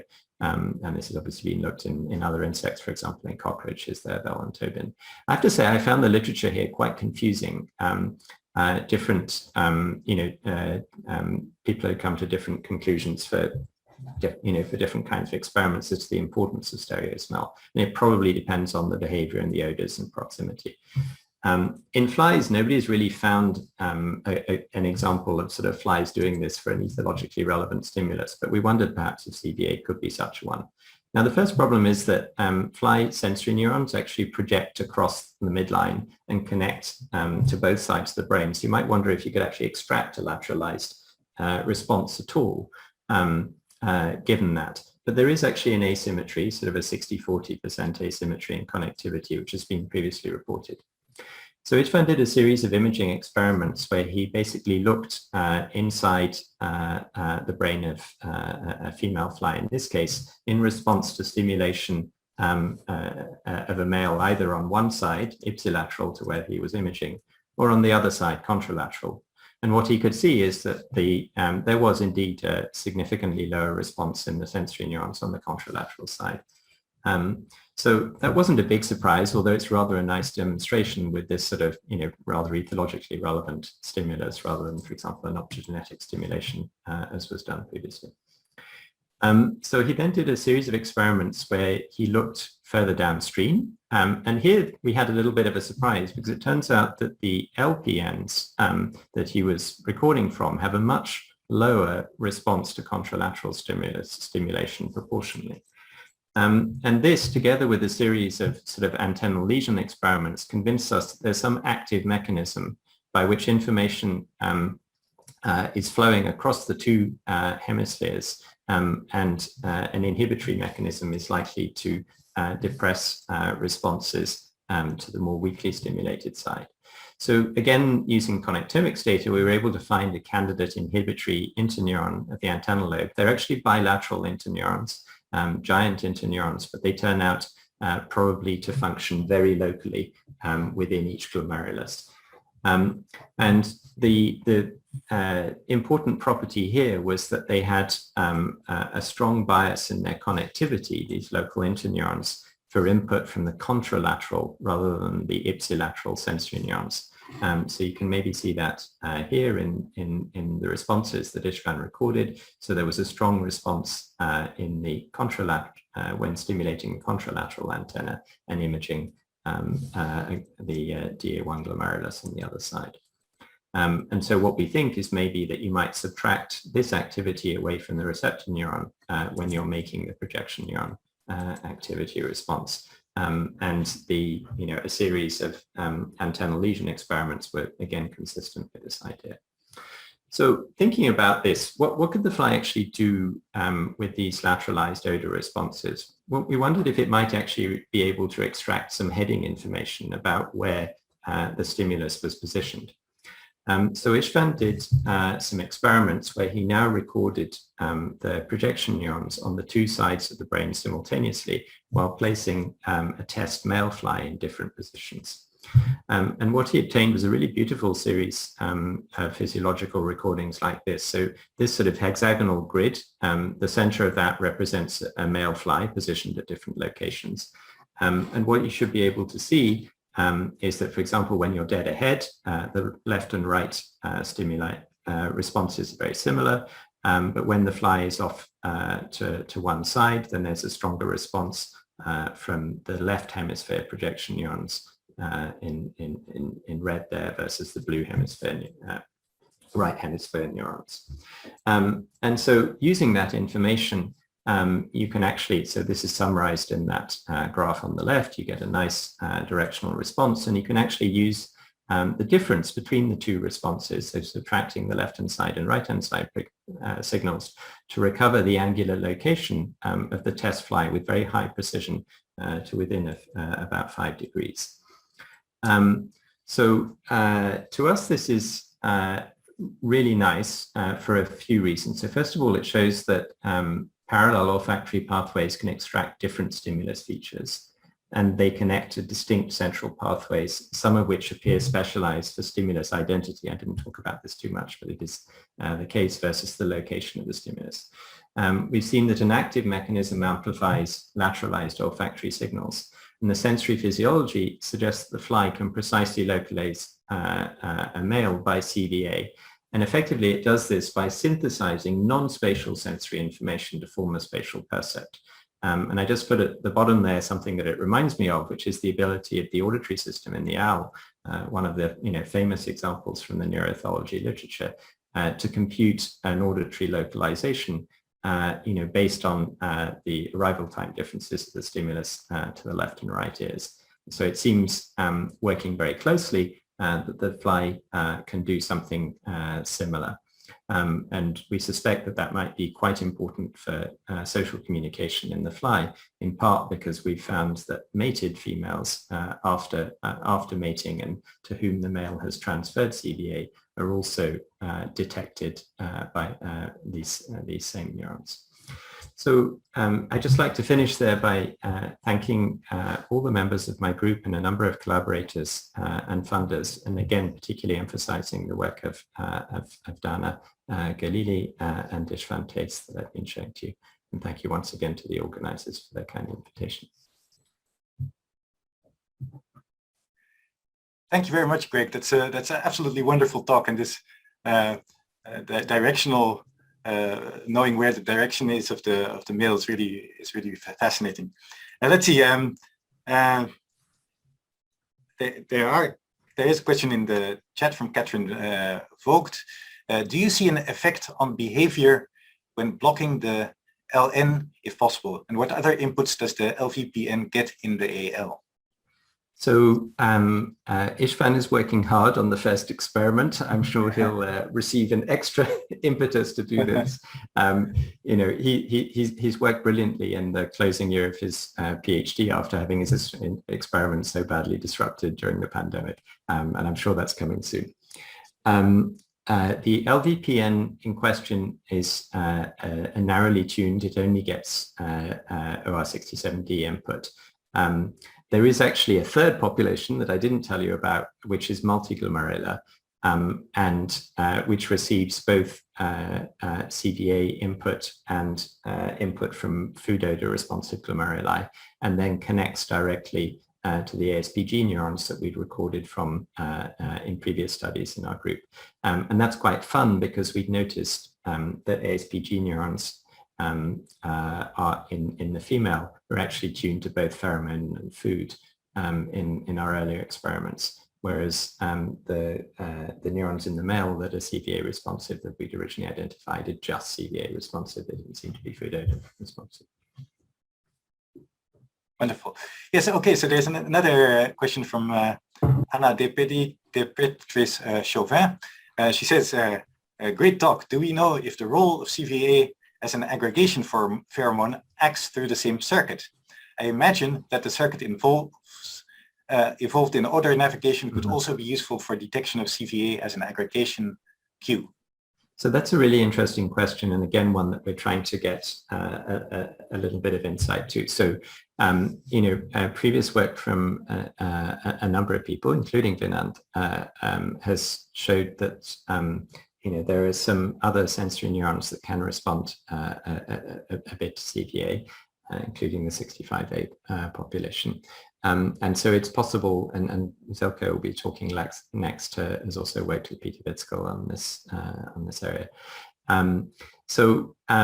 We don't know for sure yet, but we do have the distinct impression that this sort of sensory localization system might be used in both males and females, but we know that some of the central targets that are going to receive this information are sexually dimorphic. So I think we have a system which could function in both sexes and be used in slightly different ways. In terms of whether that's used for the aggregation purpose or not, I don't know. I've always kind of imagined the aggregation phenomenon as one where you just sort of want to know, how much CVA have you experienced over a period of time. So I think maybe the directionality is less important there, but who knows?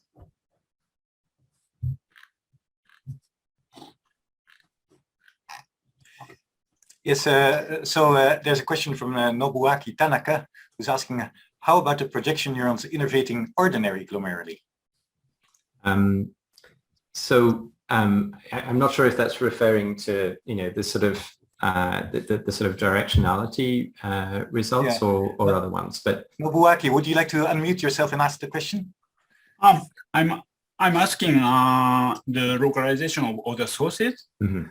Yeah. So you're talking about CVA, but for the other glomeruli, I've never seen the neurons innervating medial tracts, and cell bodies are located at the ventral side. Yeah, so there are, I mean, you know, obviously now you can go online to virtualflightbrain.org and go and look at all of the neurons that we've published. There is actually a significant number of these lateral ventral projection neurons, but very few of them are uniglomerular. There are only a couple of other glomeruli where that's the case. We haven't been able to examine those yet. In terms of the directionality responses, so previous work from Rachel Wilson's group, careful and very nice work from Jacquin-Joly in some ordinary glomeruli, had suggested that there wasn't an active process that might lateralize, you know, odor responses to amplify differences. So when we look at our giant local interneuron that we think might help mediate this contrast enhancement, we see that the amount of innovation that it gives to different glomeruli does vary quite widely. And the one that Gaudry and Wilson chose actually receives very little innovation, whereas the DA1 glomerulus responding to CVA receives a lot. So I would suggest that you know, there might be different kinds of odors for which the system might be useful. And in particular, I mean, it always puzzled me and other people, you know, the fly antennae are so close together, you know, how can you actually get, you know, a stereo phenomenon at all? So I suspect that this probably doesn't work for long range localization, right? But what's really cool about the, what we see with CVA is that it has such a small radius of action, right? Only a few millimeters. And so the contrast there, you know, between being on one side or the other is perhaps enough for this really localized signal to engage the stereo smell system. And I wonder if this might also be true for other, you know, less volatile odors that the fly encounters while it's walking, as opposed perhaps to ones that more volatile ones that it might be more likely to be tracking in flight. So it's a longer answer, but I think it's helpful. Yes, no, that's a fascinating view of the difference between long distance odors and short distance odors. So yes, indeed, there's a lot of, also I suppose a lot of wind movement for the longer range odors that are not present when the I probably could have you know, tried to squeeze in another slide about that. So a couple of people have been doing really nice work in flies recently on wind processing, including Rachel Wilson's lab and especially Kathy Nagel at NYU. And they've also found that the aristae you know, show a directional response to wind that feeds into the navigation system of the fly. Yeah. And that's something we're thinking about at the moment. I think there's quite a strong possibility that these directional signals could feed into the central complex navigation system of the fly. Right. Would you be willing to answer one more question from Lucio Prieto Godino? So thank you, so cool, Lucia says. The local interneurons that amplify lateralized signals by connecting differentially to IPSI and contralateral olfactory sensory neurons, is that connectivity selectively passive, inherited by the number of total OSN branching from each side in each glomerulus, or is there some selective wiring? Oh no, this is definitely selective wiring. So as I said, the sensory neurons coming into each glomerulus, the proportion from the left and the right vary a little bit according to glomeruli. In DA1, it's about 60% IPSI and 40% contra. But these lateral interneurons, in spite of the majority of sensory neurons being from the ipsilateral antennae, they receive 6-to-1 in favor of contralateral sensory neurons. So I'm sure that there must be, you know, a specific developmental wiring process that lets them somehow select the contralateral neurons. Now, I don't know whether that wiring process, you know, depends on molecular specificity or possibly a differential arrival time of the two sets of sensory neurons, because the ipsilateral ones will get there a little bit, a few hours before the contralateral ones. But it's definitely a selective wiring phenomenon, and rather an interesting one, I think. Yes. Yes. Yeah. Yeah. Okay. Wonderful. So let's see. Is there any more questions? Stop sharing. Yes. Thank you. Okay. So there.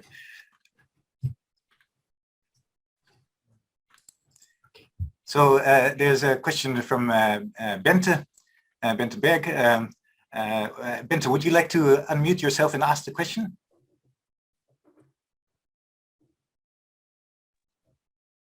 I think it's a misunderstanding.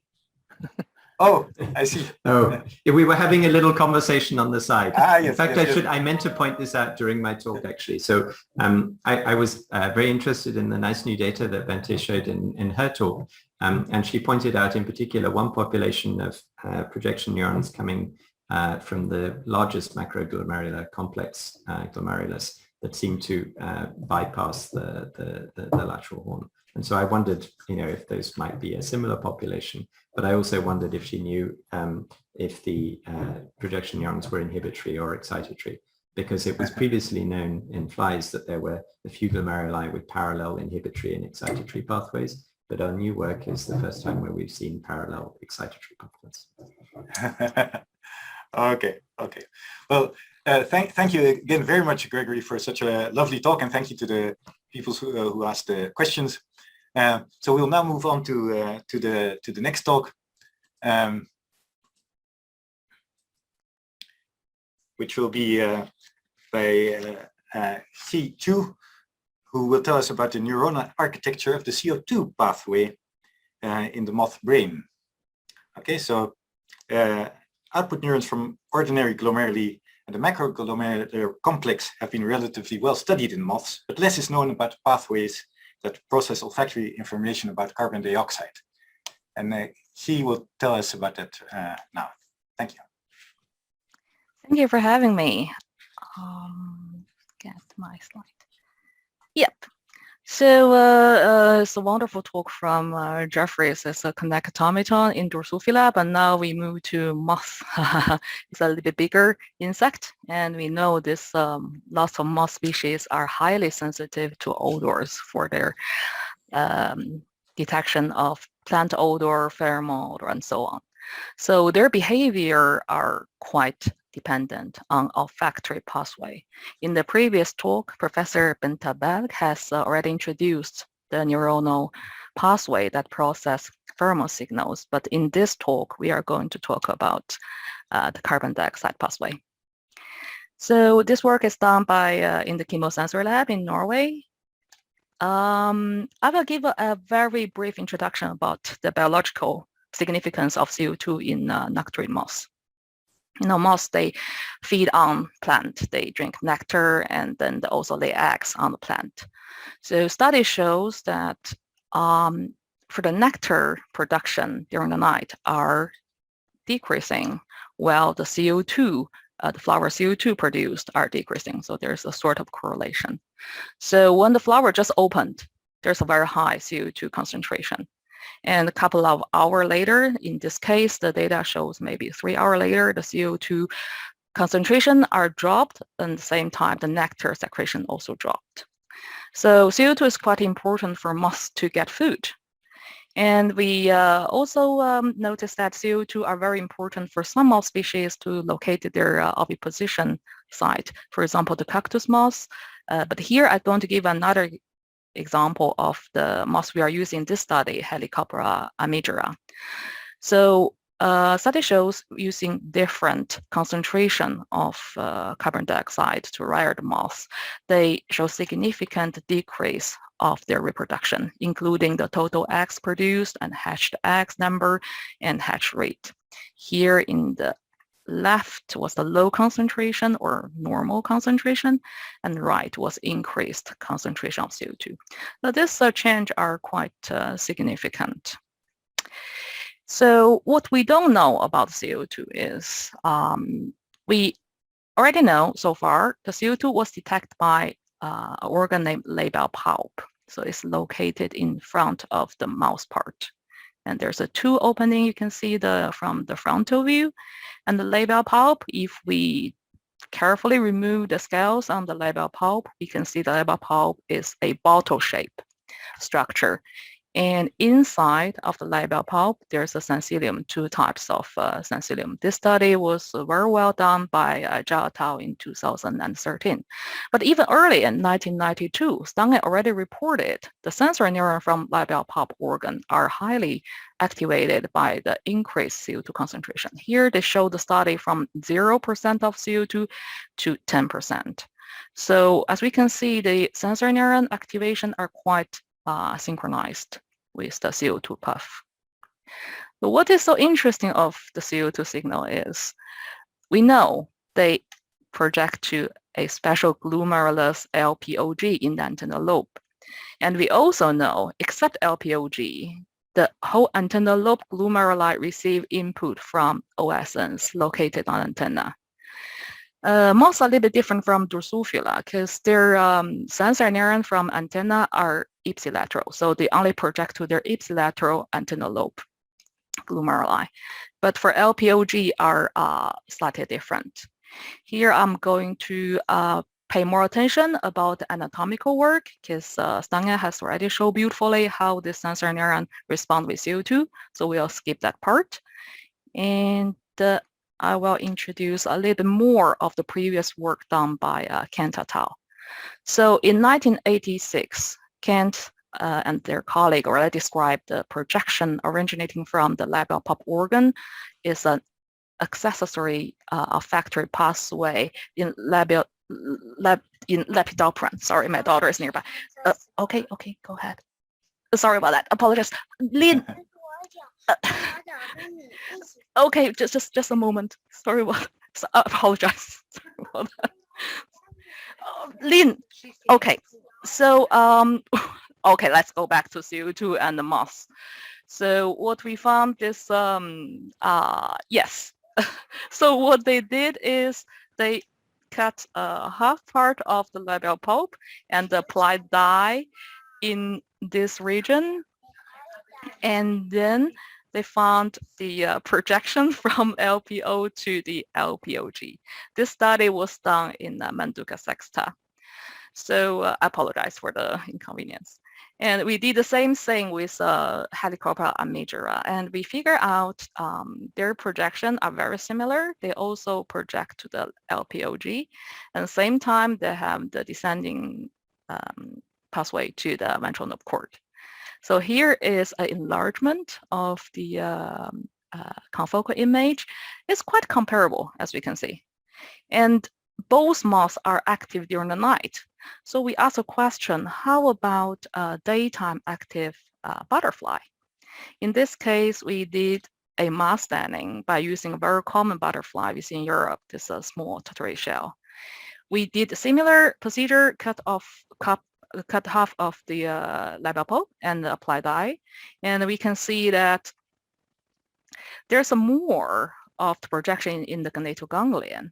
But at the same time, actually, if I use the distance between two LPOG as a scale bar, we can see that the size of LPOG, the relative size of LPOG is much smaller in the butterfly. So, and also the same time, the sensory neuron, the sensory number of sensory neuron are sort of, seems like less in butterfly. Then the question is, all these branches here in the gonatoganglion, in AMFC as well, so where they came from? To figure out that, we did a systematic mass staining. So the first one we did is put dye inside of the LPO. If you recall, LPO is a bottle-shaped structure, so we applied the dye in the bottle. And we figured out the staining only visualized in LPOG. So there's no staining in the gonatoganglion, no staining in AMMC. So later what we did, we cut a part of the out scale of the LPO and put dye there, and we figure out the neurite was visualized in the AMMC and the part ipsilateral gonatoganglion. So the third experiment we did is we removed the tip, gently removed the tip of the LPO, and apply dye there, and we visualize bilateral projection of the gonadal ganglion. So to summarize for this slide, we found LPO that one may highly sensitive with CO2 are project to LPOG exclusively. However, those non-LPO that either outside of the label pulp or on the tip of the label pulp, they are project to either AMMC or gonadal ganglion as well as the ventral knob cord.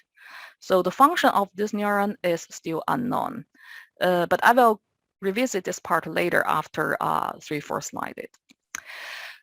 So we know that the neuron, the sensory neuron inside LPO are project to LPOG exclusively. So how about their detailed projection? To achieve so, we did the intracellular recording. The first one we try to record is again from the inside of the LPO, and we visualize two types of sensory neuron. One is the ipsilateral. If you can see here, they project from the label pulp nerve to the ipsilateral LPOG. Another type is a little bit interesting. They project to contralateral LPOG exclusively.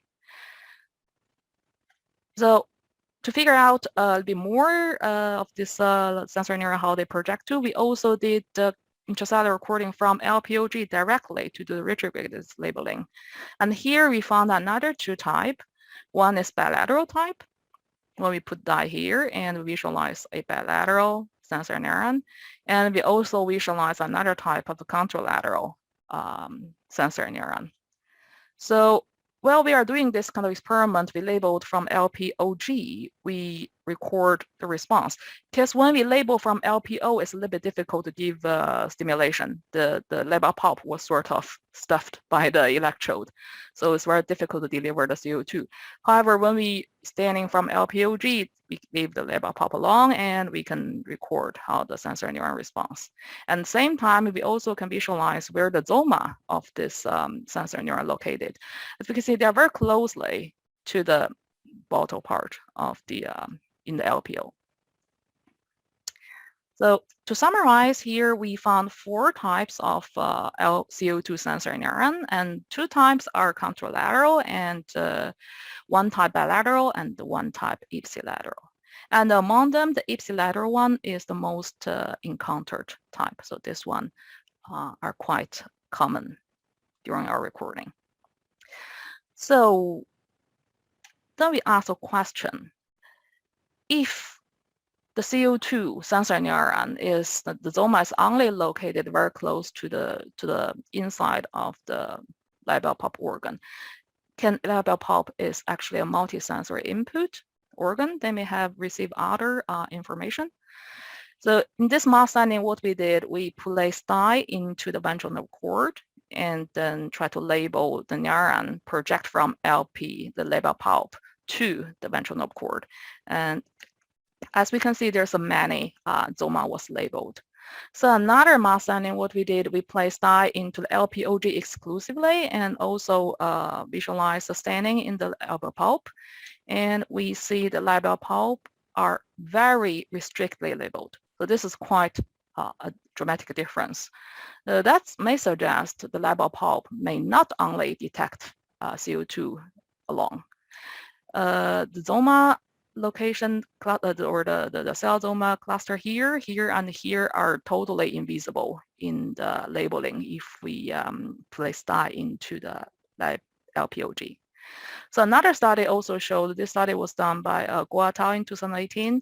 They measured ORs, IRs, as well as GRs in the label pulp compared with proboscis. They found in label pulp, they may have 2 types of ORs. It's quite high relative value, and they may also have IRs. However, for CO2 sensitive, that is the GRs, they are very exclusively detected in the label pulp. That's a quite lovely study, I will say. So this opened a new possibility of study of how this label pulp may transfer information, more information into the central pathway. 5 minutes. Thank you. So later we're going to explain how the central pathway, what is central pathway, the CO2 will present here. So we know the plant odor and the pheromone neuron had their 3 tracts. They project their information to the calyces and the lateral posterior via medial, medial-lateral, and lateral tract. So how about LPOG? Does they show the similar figure, or they have totally different story? But in this case, what we did, we placed dye into the LPOG again, but this time we did mass sending for the projection neuron. Here we visualize one example, what we did in our lab. Compare with, this is example of normal plant odor, ordinary glomerular projection neuron. You can see in the calyces and in lateral horn, the intensity of the terminals are quite even. However, when we place dye and try to mass sending all the output neuron from LPOG, the lateral horn are highly, the intensity in lateral horn are much higher than the calyces. So our question is whether the lateral horn is the main output region of LPOG output neuron. But explain that, we apply dye in the lateral horn and we visualized in the ipsilateral LPOG, they have some staining but not very strong. However, in contralateral antennal lobe, the LPOG was highlighted as compared with other glomeruli. We also did the same thing, but we applied dye from the calyces and we figure out that compared with their neighbor glomeruli, the intensity in LPOG and intensity in this G71 is very close glomeruli. The G71 have significant higher fluorescent intensity when we apply dye into the calyces. But in the contralateral antennal lobe, there's almost no dye in LPOG. But this suggests LPOG might be the main output region of the CO2 sensitive projection neuron. Still, we can't be sure. Therefore, we did some individual staining, use a Sharpie electrode. Here shows one example how we do so. So we apply the dye into a single neuron and try to record the response with CO2. If it's response, we inject the dye. And this neuron was quite beautifully stained, and the similar neuron was also reported in Manduka sexta by Grunwald in 2004. So we continue doing this intracellular recording, and we figured out totally there's 9 types of the output neuron. And you can see their output region are located, are marked in different color, coded here.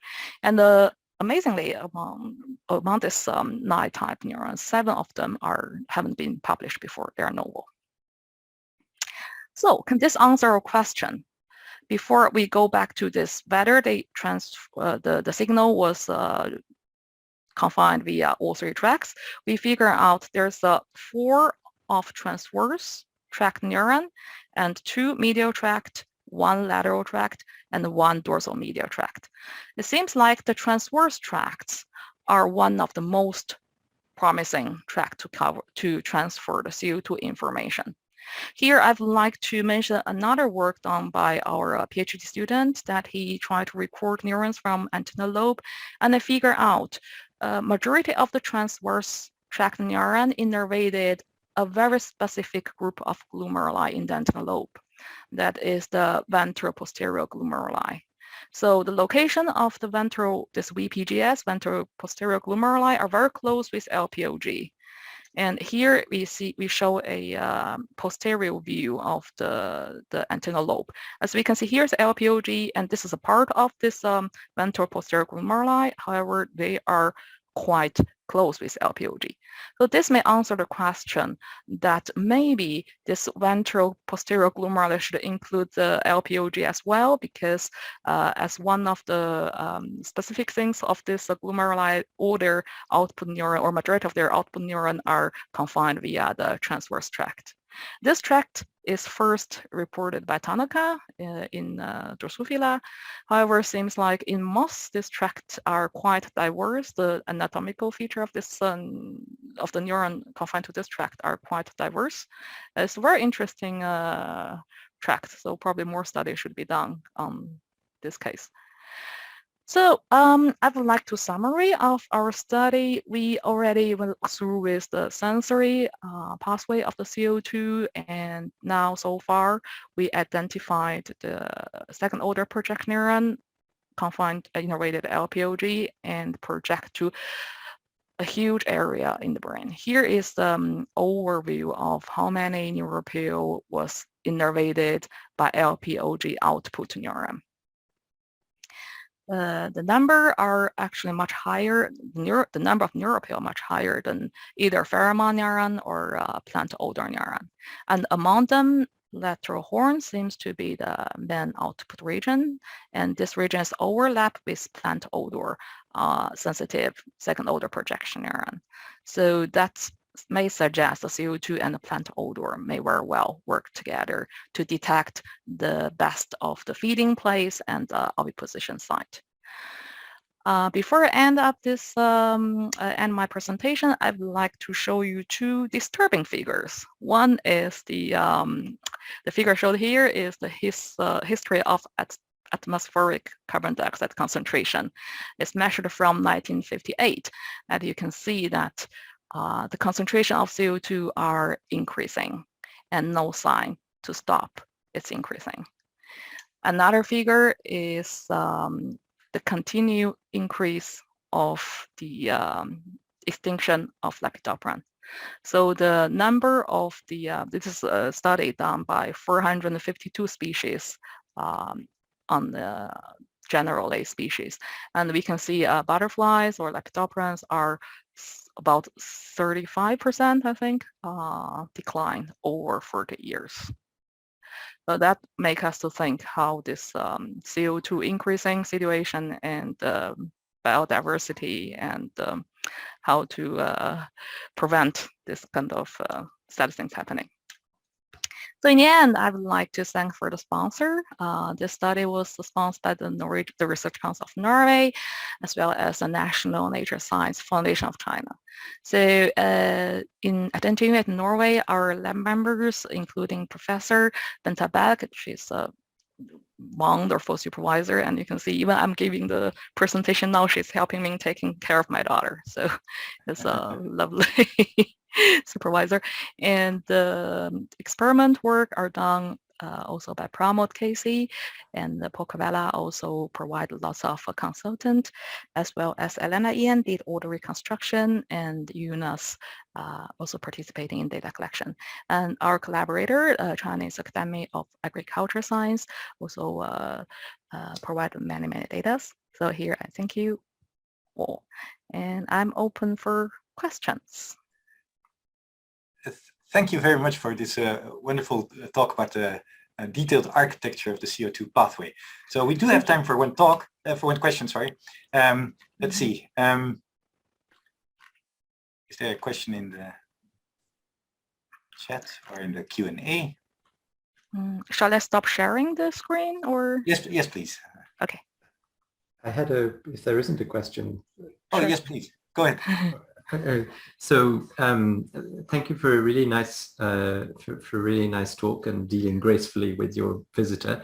I think it's really interesting to think about how closely cell types might be shared between different insect species. Obviously they look a bit different, but I do start to suspect that some of them may actually be quite closely homologous. So for example, for your different projection neurons, I was curious, in Drosophila there are a set of ventral posterior glomeruli that are thermohygrosensory rather than olfactory, and they're quite close to the CO2. The CO2 glomerulus, and many of them take a sort of what we would call the TALT. I wondered if that might be the case in moths also. First thing, we don't know yet, because so far all the physiology study, we only apply CO2 to test whether we are near the LPOG region. And I think to do that, maybe in the future work, we can try to not do the EAG, but the ELPOG, try to measure their response while giving different stimulation. But still, there's many sensory neuron on LPO. So not only in the LPO, but outside LPO. And there's not be characterized or which kind of type of sensory neuron they might be, can be mechanical, can be something else. So according to the ORs or IRs, they identified in the LPO. So I think there's lots of possibility whether LPO LPOG output neuron may respond with something else. But so far, we only test the CO2. So I'm afraid I cannot answer your question right now. Thank you very much. You're welcome. Okay. Thank you, Greg, for the question, and Guy for this lovely talk. And now we'll move on to the talk by Emmanuelle Jacquin-Joly. So Emmanuelle is the head of the sensory ecology department at the Institute of Ecology and Environmental Sciences of Paris. In addition to giving a presentation, Emmanuelle is joining me to host and moderate a number of today's talks after the break. But for now, she will present on the function of odorant receptors in moths.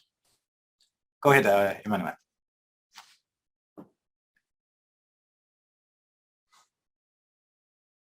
Okay, I'm sharing my screen. Yes, we can see it. Yes. Okay, you're not. Yes, excellent. Sorry. So thank you very much for this nice introduction. First, I would like to thank Walter, Coral, and you, Wynand, for this wonderful challenge of going around the world about insect olfaction and tests in 24 hours. I am very happy to be part. This is a real challenge. So among insects, moths has been crucially important for studying the olfactory system, especially thanks to their remarkable sex pheromone communication system. It has to be remembered that ORCO has been first discovered in moths, thanks to Jürgen Krieger and collaborators' work in 2003. And also the first pheromone receptor ever characterized was from the silkworm moth with the work by Sakurai and collaborators in 2004. Moths also relies on other cues and pheromone in different aspects of the life that is very important in the chemical ecology. But little is known yet on other OR function outside sex pheromone receptors. Most of the other ORs remain orphan, although this information is critical to understand how Lepidopteran ORs have evolved in accordance to species-specific ecology. I would like to remove this. Yeah, okay. To fulfill this gap, next. I cannot change the slide. To fulfill this gap, we have established the cotton leaf worms, Podoptera littoralis, as a model species in molecular chemical ecology. This is a representative model for herbivorous species and also representative of major pests worldwide, as it is a highly polyphagous species eating many different crops. We have identified in this species, we think the whole repertoire of OR expressed, because we identify using RNA-seq 69 different ORs in both larvae and adult. We think this is the whole repertoire, as Lepidoptera usually expressed in Lepidoptera genome. Usually around 60 to 70 ORs have been identified. And what is interesting is that we could identify the repertoire of larvae ORs, which consists of 49 different ORs, with 5 larvae-specific ORs. And in adults, we identify 64 ORs with 20 adult-specific ORs. An interesting fact is that they have 44 ORs in common, which is a large overlap, although these different developmental stages have very different chemical ecology. The larvae are mainly searching for food and eat, while the adults are searching for a mate partner and oviposition sites. Thanks to deeper RNA-seq studies that we recently conducted in both adult and larvae, we have revealed a large ectopic expression of ORs. For example, in adults, we found 8 ORs expressed in brain, 21 in the proboscis, and 22 in pulp and legs. To to investigate the role these ORs could play in Spodoptera chemical ecology, we conducted functional studies of the Spodoptera OR repertoire that are summarized on this heat map that represents the response of ORs to different odorants. These data have been accumulated mainly during the PhD study of Arthur de Fougy in our lab, in deep collaboration with SLU in Sweden, and especially with William Walker and Matthias Larsson. So on the heat map, you can see the OR here and a restricted panel of around 50 different ligands we used in SSR study, SSR conducted in Drosophila OSN, in which we expressed the different receptors. We used the anti-neuron system developed in Carlson lab for most of the ORs, but also the T1 expression system developed in Dixon lab, especially for pheromone receptors.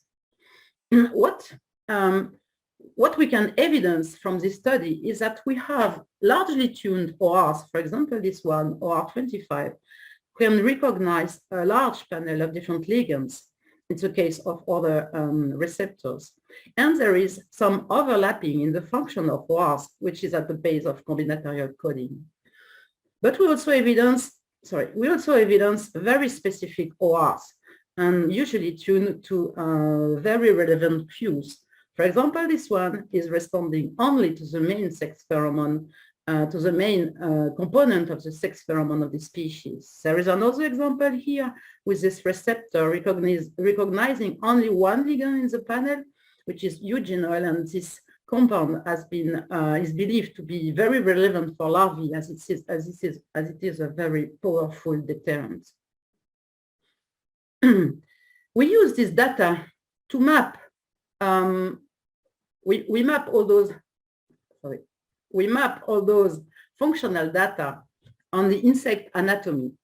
So here I represent the main ligands of the ORs we found expressed in larvae and the different part of the adult tissues. And what we see is that there is a large overlap in the molecule the different parts of the bodies can identify. This is well exemplified with acetophenone that is recognized by larvae, by antennae, adult proboscis, pulp legs, and also the brain. So from this functional map, it is not possible to have a clear view on how Lepidoptera use this organ and these ORs to satisfy their ecological needs. We are still far to understand the molecular basis of such an herbivore sensory ecology. The main reason may be because we used a limited number of odorants in our panel for the functional test, and it's possible that the main ligands are probably not yet identified. And in our study, we studied only 1/3 of the Spodoptera OR repertoire. So many OR are still orphan receptors. That's why we recently developed a reverse chemicology approach to accelerate OR ligand identification in collaboration with the Institute of Chimie of Nice in South France. The principle of reverse chemicology is to target sensory proteins, such as odorant receptors, to screen for possible ligands. Such a screening can be optimized by using models which allow virtual screening of given compound libraries and propose candidates, new agonists. One principle is to identify common structural feature of known ligands and to construct a model of quantitative structure relationship, quantitative structure activity relationship that can be used to predict new ligands. The activity of the proposed new ligand can be experimentally verified, for example, using experimentation like SSR studies on the OR expressed in Drosophila OSN. And the validated ligands can be used to feedback the model in an open loop process and go again in modeling a new prediction. Such virtual screening combining chemoinformatics and experimentation has been first developed in Real in Riverside University, targeting vector disease ORs, leading to the discovery of possible new mosquito repellents and attractants. We use such an approach in the frame of the PhD thesis of Gabriela Caballero-Vidal in our lab and Cédric Bouisset thesis in the Institut de Chimie. As a proof of concept, we have applied this approach on Spodoptera OR25, the one I highlighted previously, that is a widely tuned OR. This receptor has been partially deorphanized, and its ligand has been proven to be attractive to larvae. 5 minutes. Okay. With 13 known ligands, we conducted the QSAR model and used it to screen the PubMed library database for volatile molecules. Out of all the predicted molecules, we found 32 that were push-assable, and all were used to stimulate OR25 expressed in the empty neuron system. We found that 9 out of the 32 molecules were active on the receptors, leading to a success rate of 28%. These new OR25 agonists were then used to feed the model in addition to the 30 already known agonists. And this time we screened a virtual library of plant and flower volatiles, because these are supposed to be more relevant and more representative of the Spodoptera odorscape than the whole PubMed library. All these predicted ligands were again tested on WAR25 expressed in Drosophila ocene, and this time we found 22 active molecules on the receptors, which is a success rate of 67%. So this is quite efficient to discover new ligands for an nascent OR. As expected, the non-predicted agonist did not elicit any response. Something interesting is that we even found ligands that are more active than the previously known ligands. For example, acetophenone was the most active ligands that we identify in the screen, the functional screen with a priori. And benzylcyanide is another new ligand identified that is much more active. So we have shown that virtual screening is indeed very efficient to discover new ligands for an OR. But what about the behavioral effect? As OR25 activation is known to be linked to larval attraction, we expected the new ligand to be attractive on Spodoptera larvae as well. And to verify this hypothesis, we use a two-choice assay in Y tube, as shown here. One arm is delivering the solvent, the other arm the odor, and the larvae are placed at the entrance of the main tube. And the response is measured as the percentage of larvae found in each of the arm, and this represents the choice of the larvae. Of course, we run controls for this experiment with blank on each side, and ocymen in one side and solvent. Ocymen is known to be to induce no behavior in larvae, and in both cases there is no choice of the larvae. And we choose a positive control, which consists of benzyl alcohol that is known to be attractive to larvae, and we found preference for the benzyl alcohol arm. And coming to the new ligand identified by the chemoinformatic approach, we can see that all induce attractants to the larvae. So to conclude this work, we have efficient tools to study OR functional, to study the function of ORs. Here we have used the empty neuron system, but there are other systems like the xenopulsocytes that are also very efficient. We prove that reverse chemical ecology is also very efficient to identify new agonists and new behaviorally active odorants. This is quite interesting because this approach opens new avenue to decipher the odorscape of herbivorous insects, but also demonstrates that ORs can be used as target to screen for better agonists or antagonists that can be used in pest control. We have used here a ligand-guided approach But it is now possible to use OR structure, and this will open new avenues. OR structures have been this is the start of the deciphering of OR 3D structures, as illustrated very nicely yesterday by Josephina's talk. This opened a very interesting possibility to model now other insect ORs, and here I illustrated the AlphaFold model of OR25 together with ORCO, and here you have the acetophenone ligand. So such data will be very useful to better understand binding sites and also to model possible new ligands. So we have a better knowledge of herbivores, of olfaction, but we are still far to understand how insects evolve different OR to ensure species isolation and to satisfy their ecological needs. I have focused in my talk on ORs only, but of course there are IRs and GRs that should be considered as well, even if less is known on this family, especially in Lepidoptera.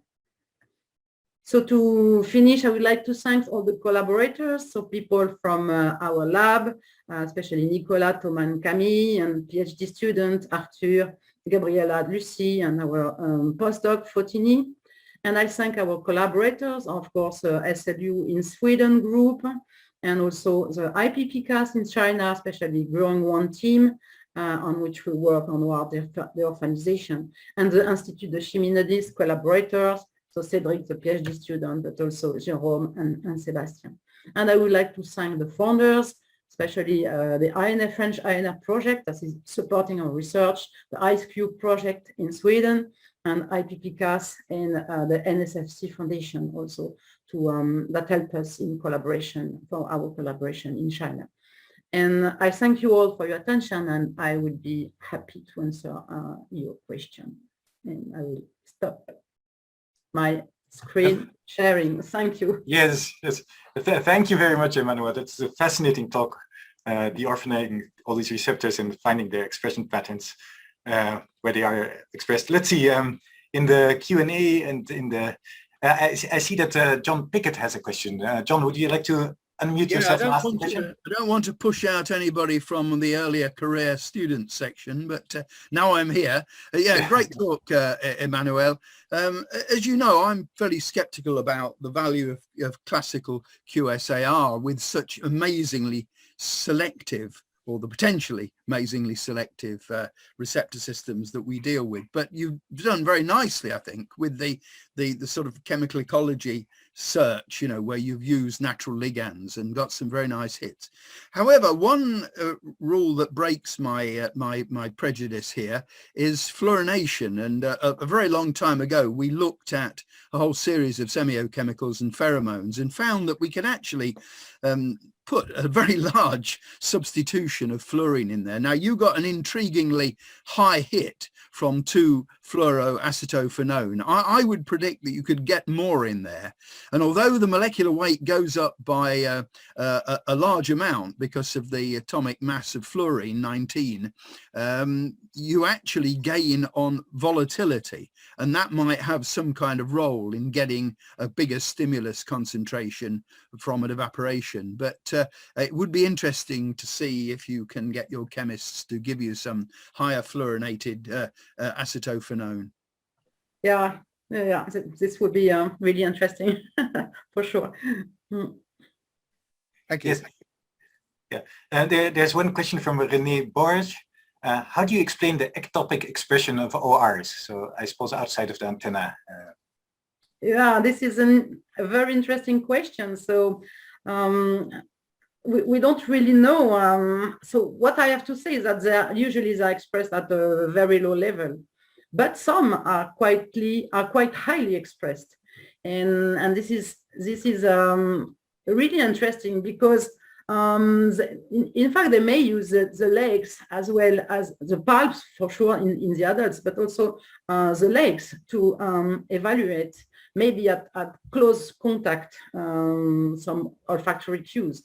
But we don't really know. I think we should go on with some knockout studies and I don't know, removing legs and see if the behavior is different. But especially in brains, ORs in brains, it's very very interesting. This has been shown also in Drosophila, that you have ORs and GRs that are expressed in the brain. So maybe they can evaluate the brain physiology, the brain chemical contenance. Yes, excellent. So thank you very much, Emmanuelle. And now we'll move on to the next speaker. This is Julia Mariette, a PhD student with Jean-Christophe Sandoz at the Department of Evolution, Genomes, Behavior and Ecology of the CNRS. So she will tell us about her research on the queen pheromone receptor, OR11 in honeybees. Julia? Thank you. Yeah, you hear me? Okay. Yes, I can. Thank you. Okay. We don't see your screen yet. Is it good now? Yes, it is. Excellent. Okay, so thank you very much. Yeah, my name is Julia Mariette. I'm from the UGC lab. So I'm working with Jean-Christophe Sandoz and Frédéric Marion-Paul too. So yeah, first I want to thank you, the organizers, Wynand and the Odor. Thank you for allowing me today to present you a part of my PhD project, which consisted in the study of sexual communication in honeybees. And today I will focus on 4 species within the genus Apis and a specific olfactory receptors, OR11, which is involved in the sexual communication. Is it working? No. Okay. So there are 9 species described within the genus Apis, and we can divide it with behavioral parameters. We can divide it on 2 subgroups, depending on the type of nest they will build. So there are the cavity nest type of honeybees and the open nest type. So within the genus Apis, we choose for the study to focus on 4 species, which is to work on Apis cerana and Apis mellifera, so the Asian honeybee and the well-known Western honeybee, because they are both type of cavity nest type of honeybee. And we also choose to work on Apis dorsata, which is the giant honeybee, and Apis mellifera, the dwarf honeybee, which are the open nest type of honeybee. So the interesting thing for this project is that they all share the same kind of mating behavior. So how does it work? The reproduction in honeybees start with more than 10,000 different male, also called drones. They come out from more than 200 different hives, and they join very high in the air. They gather at around 10 and 40 meters in the air, and they form what we call the congregations. So here on this quick video, you can see a drone from Apis mellifera species, which is leaving the hive in order to join a congregation and maybe mate. So after that, the virgin queens also join the congregation, and at the moment they cross the virtual border of the congregation, they will be followed by a group of male that we call comet-shaped group, and mate with around 15 drones. So we know that there is some olfactory cues that are involved in the formation of congregation and the reproduction. But actually there is one specific that we know, which is the 9-ODA, the queen mandibular pheromone, the major component of the queen mandibular pheromone, which is involved in the drone attraction toward virgin queen during the mating. And this cue is also found in the 3 other species, and we can also find the same behavioral effect with the drone attractions. So to understand how the 9-ODA is involved exactly in the reproduction and how is it detected and processed by the males of those 4 species, we choose to look at the honeybee olfactory system. So we'll be quick on this slide because I think there's a lot of specialists on that. So the odorants are detected by the antennae, where we can find some olfactory sensory neurons. And in the membrane, in the dendrites of those olfactory sensory neurons, we can find olfactory receptors. And then the information goes in the first center in the brain, which is the antennal lobe, composed by unities that we call glomeruli. Then the information goes in higher order centers, the mushroom bodies and the lateral horn, but today I will just focus for this project on the antennae and the antennal lobe. So it's important to remember that we only have one type of olfactory receptors in an olfactory sensory neurons, and all the olfactory sensory neurons that carry the same type of olfactory receptors, they all project in the same unities in the same glomerulus, which means that one glomerulus can be a representation of one olfactory receptors. So as I said before, we are more interested in the perception of the male, so we want to see what are the specificity that we can find in the drone's olfactory system.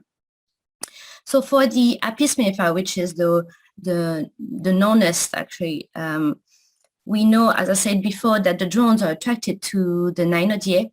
And if we look at the drone's antennae, we can find that there is 4 olfactory receptors that are overexpressed. It was shown by Wynand in 2007. And one of these olfactory receptors is specifically tuned to the nynodiae, the queen pheromone. And if we look at the antennal lobe, we can find also 4 glomerulus that are enlarged. We call them macroglomerulus, and one of them, the MG2, was shown to be specifically activated by the nynodiae also. So it suggested that we have here a pathway that is involved in the detection and the processing of the queen pheromone. So what about the 3 other species? We also know that all the drones of those species are also attracted to the nynodiae. And if we look at the genome of the 3 other species, we can also find ortholog of the olfactory receptors AM or 11. So this is very interesting. And if we look at the antennal lobe, we can also find an homolog of the macroglomerulus 2 in the 3 species, suggesting also that maybe we have the same kind of pathway involved in the detection and processing of the queen pheromone in the 3 other species. So to study that, we choose to first ask ourselves if the orthologs of the OR11 also respond to the nynodiae.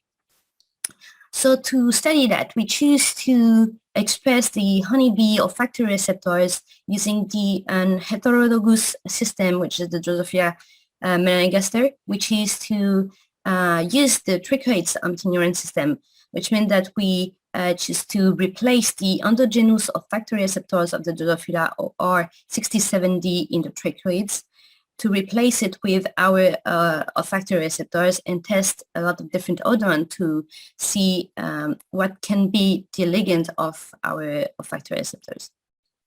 So to study the neuronal activity, which is to use transcuticular calcium imaging, so we had a calcium probe genetically, and the first test we did was on AM or 11 because, as I said before, it was already shown that it responds to the nynodiae. So to verify this method, we choose to first test this olfactory receptors. So you can see on this video the Drosophila antennae, which is expressing in the trichoids the AM or 11, and the red square was the nynodiae stimulation, and we had an increase of the fluorescence when we put these stimulations. So when we quantify it, it's really clear. So we tested, as you can see, 3 different odorants. We tested the Drosophila pheromone, which is the ligand of the endogenous olfactory receptors. And we tested, of course, the nynodiae and the solvent of the nynodiae. It's really clear that we have a strong response to the nynodiae. So after that, we just tested the same 3 odorants on the 3 other orthologs of OR11. And what we found is a strong response to the nynodiae as expected. So for the 3 orthologs. So after that, when we saw that they are all specific to the nynodiae, we choose to test this specificity, testing other odorants to see if all these olfactory receptors are really specific to the nynodiae, as we can expect. So we choose to test the other odorants within the queen mandibular pheromone, but also some odorants that were found by Varsky in 1971 where he tested some odorants that were chemically very similar to the 9-ODA. And actually, he found at this moment that when those odorants activate the same neuron as the 9-ODA. So at his time, he didn't know that it was maybe testing the OR11 olfactory receptors. So now we choose to test this those odorants on directly on the olfactory receptors. So we first tested the empty neuron system alone, like without any olfactory receptors, just to verify if we didn't have any innate response from the Drosophila. And then we tested this panel of odorants on the 4 orthologs. And surprisingly, we still found the strong response for the 9-ODA, but surprisingly, we found some lower responses for other odorants. So it wasn't expected because we thought it would be very specific to the 9-ODA. But if we look at the kind of compounds that can activate also this or 11, we can see that actually they are pretty close to the 9-ODA. So maybe it's just a question of confirmations because of the chemical groups that are in common with the 9-ODA. But if you look at the Apis florea or 11, we don't have any response that are significant.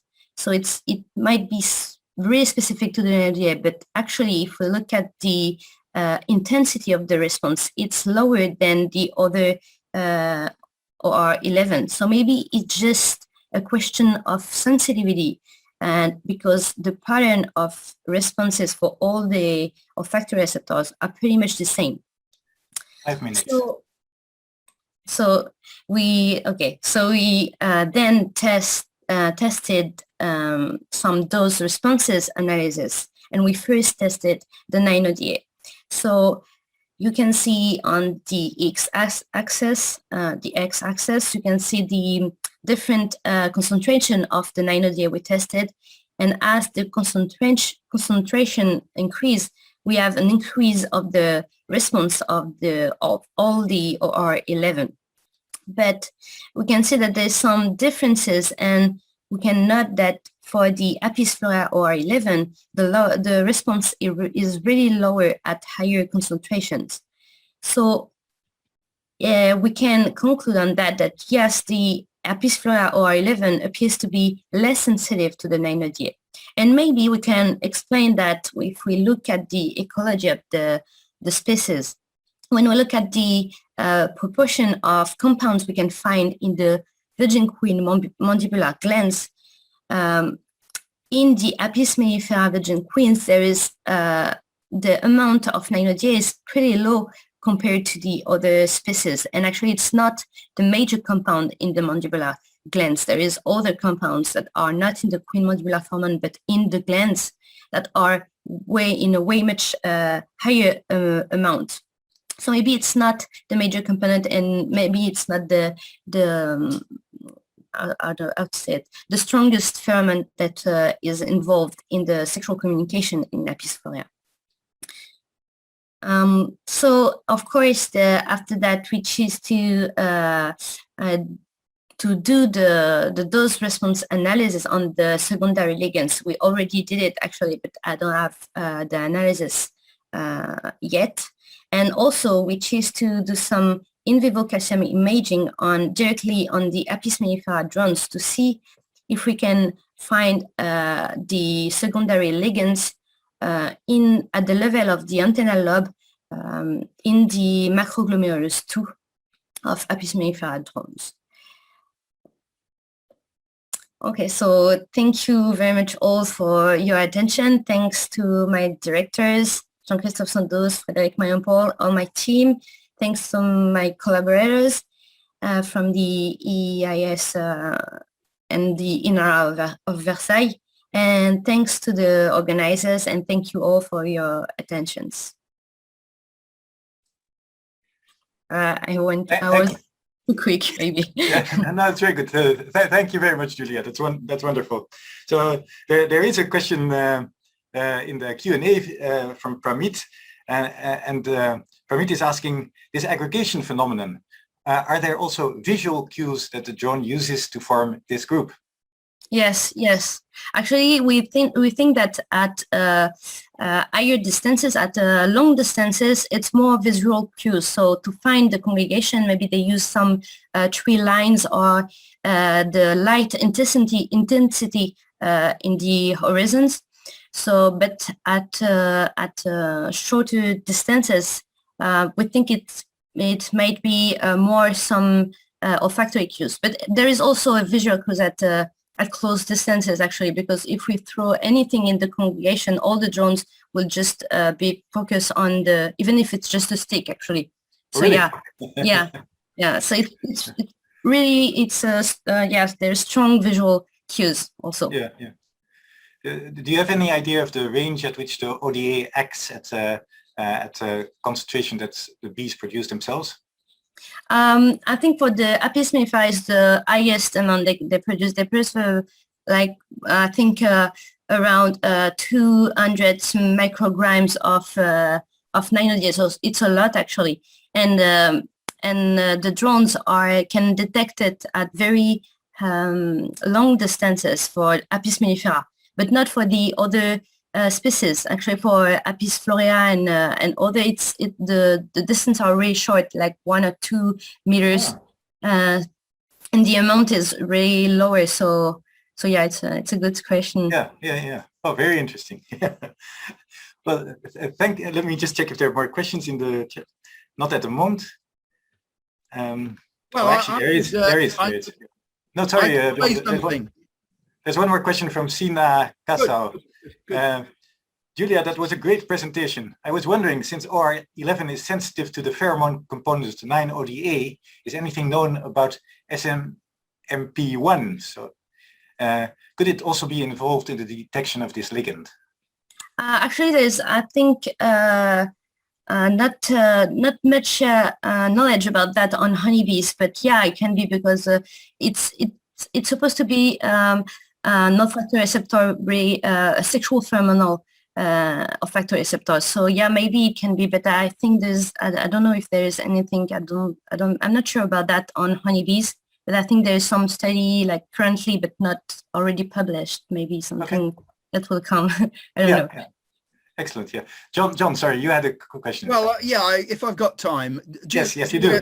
That was a really lovely talk, and congratulations, some beautiful work there.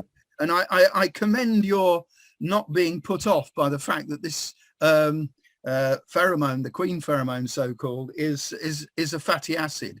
It's very lipophilic, and it's an olfactorily active compound, as you would expect, in fact, and you've shown that very nicely. And I think perhaps the noni-fruit people should take note of the fact that this is much less volatile than their most volatile fatty acid, decanoic acid, which seems to have got a bit mixed up, not necessarily wrong, but not necessarily the case with gustatory reception and so on.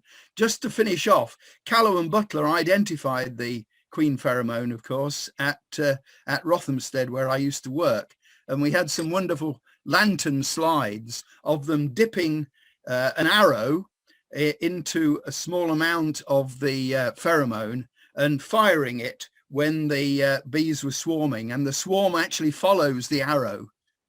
Yeah, they follow everything actually. We tested with an electronic drones also, and they follow everything. So it was a mess actually, but yeah, they follow. I think it's more visual it's more visual. So like they follow anything they see, but then when they are on the queen, I think they are really attracted to the 9-ODA. Yeah, I think that's absolutely right, and I didn't mean to deny that by the anecdote, because in fact Kadow and Butler acknowledge the visual aspect themselves. But maybe we can see your pictures next time we see you present, Julia. Yeah, thank you. Thank you very much. Wonderful. Thank you again, Julia. Thank you. So it is an enormous pleasure to introduce Sylvia Anthon as our second keynote speaker this morning. Okay, so she Sylvia is a senior research scientist at the French National Institute for Agricultural Research. She's interested in the plasticity of the olfactory system in pest insects. Much of her earlier work was on moth olfaction, but now she has switched focus to, among others, aphids. Using behavioral, electrophysiological, and neuroanatomical approaches, she investigates how different factors modify olfactory-guided behavior and the underlying neural mechanisms. Sylvia, may I ask you to start your talk? Okay, I have to switch on my microphone. Thank you so much, Wynand, for your kind introduction, and thanks a lot to all the organizers, Walter and Carol and you, for inviting me. This symposium is so great. I mean, there's only one person who could have imagined that and make it work in addition, and that's Walter, probably, with the aid of you other guys.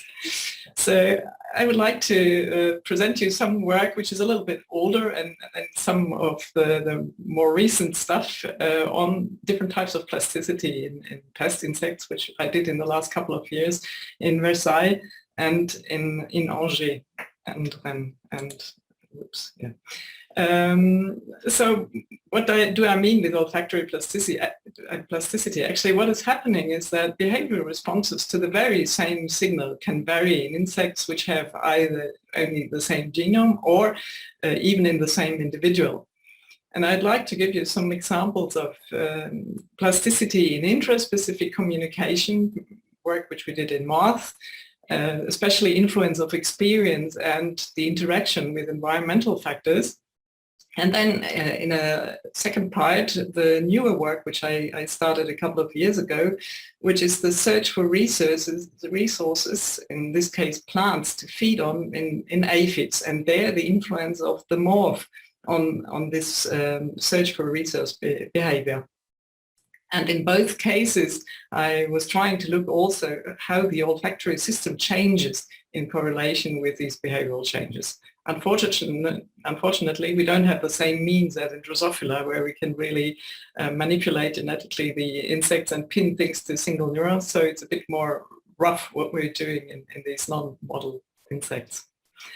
As a first example, I would like to talk about Spiloptera littoralis, which Emmanuelle has already introduced, the Egyptian cotton leaf worm, which is a noctuid moth, and work which started actually from the Swedish chemical ecology group. And what they did is actually they pre-exposed these insects to different modalities, to the sex pheromone, but also to other sensory signals, and tested their response to the sex pheromone one day later, or one night later, one should better say. And they started all this work using a walking olfactometer, because these guys don't fly much, they walk quite well, and they applied olfactory signals or even with a loudspeaker auditory signals. And then we continued work in Versailles using a locomotion compensator. So it started all out with these guys in the group, which was headed then by Paffhausen. And what they found was that if you expose Spiloptera littoralis male with one female equivalent of the sex pheromone and you test it 24 hours later, then the moth will respond much better to the sex pheromone than naive moth. But funnily enough, and that's Neil Scalz who initiated all this, is that if you expose the male moth to the sound of a predator, to the sound of a bat, and you test the response to the sex pheromone 24 hours later, then also they will respond better to the sex pheromone. And as said this morning, Alice French in her talk, I mean, it depends a lot if there's a meaning to a signal or not, if it will wake you up. And there's a lot, it's important if there's a meaning or not to the moth, if it will respond better to the pheromone the next day or not. Because if you use a tone which has the same frequency as the bat sound signal, but is not modulated or has not the same time pattern as the bat signal, then there's no effect on sex pheromone responses. We continued this work then further together with especially Frédéric Marion-Paul and Sébastien Minoli, where we looked also at the effect of pre-exposure, and I should have mentioned that it's a brief pre-exposure. It's the case of like 2 minutes exposure. If you expose the male moth with sucrose, which is an attractive signal, or with quinine, which is an aversive signal for moth, then also 24 hours later, you will get a better response to the sex pheromone, then if you use water as a pre-exposure signal, again, the same difference as for the bat sound. If it's meaningful, you will get an effect on sex pheromone responses, but if it's not, then you don't get a better sex pheromone response. So male moths pre-exposed to pheromone, to a bat sound, to sucrose, or to cayenne respond better to the pheromone than the control exposed males. And with the physiologists in our group then in Versailles, we looked at the pre-exposure effects first on the peripheral olfactory system. And here we looked only at pheromone pre-exposure, and that is work by Philippe Lucas and César Jimeno, who was a guest from Spain. And what they did is they used single cell recordings from individual receptor neurons which respond to the sex pheromone. And what they found is that the threshold of response actually changes as well in the periphery. There's a small change, maybe 1 order of magnitude, but these receptor neurons are slightly more sensitive if the insect has been pre-exposed to the sex pheromone 24 hours before. And we then looked at, which was more my specialty then, we looked also in the central nervous system. You all have heard several times now, the information from the antenna goes into the primary olfactory center, the antennal lobe, and sex pheromone information is processed in the microglomerular complex. And if you record from individual neurons within this microglomerular complex, and with sharp electrodes, what you can see is if you do that in many insects, if you look at naive insects, most of the neurons will only respond at a relatively high dose. But if you expose them to the sex pheromone, which is the empty squares here, then you will see that the threshold is enormously reduced. So many more neurons respond now at really low sex pheromone doses. But even if you look at the bat sound pre-exposure, you will find that the threshold is lower, that the neurons in the antennal lobe respond to lower doses than in naive insects or in control exposed insects. However, when we do the same thing, we record from antennal lobe neurons in the MGC to see if there's changes in the sex pheromone behavior, in the sex pheromone responses, because we found an increase in the sex pheromone responses after sucrose exposure. Isabella Kauer recorded from neurons, pheromone-sensitive neurons in the antennal lobe, in the MGC, and she would not find any difference, any significant difference between sucrose-exposed insects and water-controlled exposed insects. So antennal lobe neurons increase their sensitivity after sex pheromone pre-exposure, bat sound pre-exposure, and but not after sucrose exposure. We then were interested also to look at eventual anatomical effects. Remember that the pre-exposure is just for a very brief time, like 2 minutes, but we still wanted to know, and that is work done with Fernando Guerrieri and Jean-Marc Devaux from Toulouse.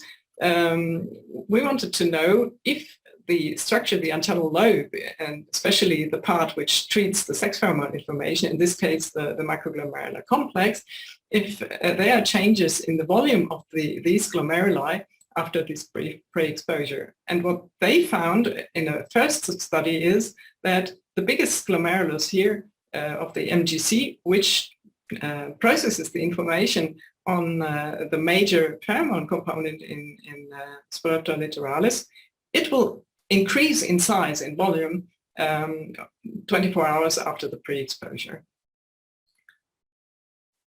And we continued this, we followed up this study with Marie-Ange Chabot and several others, and we looked also what happened if we pre-expose the male moth not only with pheromone but also with a predator sound, with a bat sound, or with sucrose. And we looked again at the glomeruli, which are part of the microglomerular complex, so the sex pheromone treating part, and we also compared with 2 ordinary glomeruli, which process information on plant odors. But we also looked at the next higher level, at the zone where the projection, or one of the zones where the projection neurons from the antenna lobe go to, and that is the calyces of the mushroom bodies. And you have seen in the beautiful images from Bente and others before that most of the projection neurons have arborizations in this zone. So what we found is that after a bad sound exposure, compared to a controlled exposure with a tone which is had not the same modulated structure, we find a significant change in 2 of the microglomerulus glomeruli, which is significant. But we also find a change in an ordinary glomeruli, glomerulus, whatever that means. But as I've shown you before, there is no difference in the sensitivity of the microglomerular complex neurons when you pre-expose with sucrose as compared to water. And again, here within the antennal lobe, we did not find any significant difference between the volumes of all these glomeruli which we analyzed after sucrose exposure. If you then look at the next higher level, and we did that especially because we did not find this difference in the antennal lobe, we thought, so maybe the sucrose elicits a behavioral change, but no physiological change in the projection neurons, so maybe things are happening at a higher level. But again, we find that the calyces of the mushroom bodies increase in size after pheromone exposure and bad sound exposure, but not after sucrose exposure. So that means probably that the behavioral effect which we observed after sucrose exposure is probably, the mechanism behind is probably happening at an even higher integration level. And then when I came to Angers, we were supposed to work with insecticides, so we were wondering how does insecticide contamination in the environment might influence olfactory plasticity. We know that many insecticides are used for systemic crop protection, for example in seed coating, and especially with neonicotinoids. And these neonicotinoids have a rather long half-life, and especially clothianidin, this is the neonicotinoid with the longest half-life in the environment. So that means that insecticide residues remain for a long time in the environment.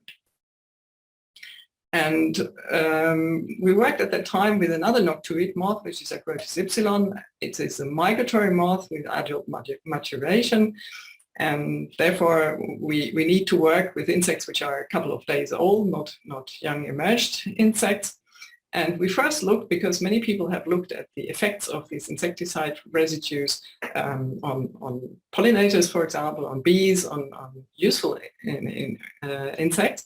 But nobody had really looked at what are the effects on the actual pest insects against which they are used. And what we did first, of course, we did acute intoxication. We determined which doses killed to what extent the moth, and we fed them a solution of the solvent DMSO with clothianidin. And then we did wind tunnel experiments with the synthetic pheromone of this species to test if the responses to the sex pheromone would change after the exposure or after the intoxication with low doses of clothianidin. So what we figured out, and that is work of the thesis of Kadow and Karl-Ernst was doing a lot of internal experiments, and all this work was done together with Christophe Gallen. And when we looked, and here I show only the important thing for making the link with the plasticity is that if we use a dose which kills 20% of the moth, the surviving moth actually do respond better to the sex pheromone than moth which are treated with other doses. There's also a dose where they respond less well, a very low dose, but this relatively high dose which kills 20% elicits in the surviving moth an improved response to the sex pheromone. And then we combined the effects of pre-exposure. So we pre-exposed a male moth with 10 nanogram of sex pheromone, which corresponds approximately to 10 females. then we intoxicated the male with this dose, this 10 nanogram dose, the LD20 dose of clothianidine, and we used DMSO as a control as well, and tested 24 hours later the response to the equivalent of one female, the pheromone dose of one female. And this is work which has mainly been done by another PhD student, Antoine Abrieux, and together also with Amel, master student Amel, and the technician Didier Garnier.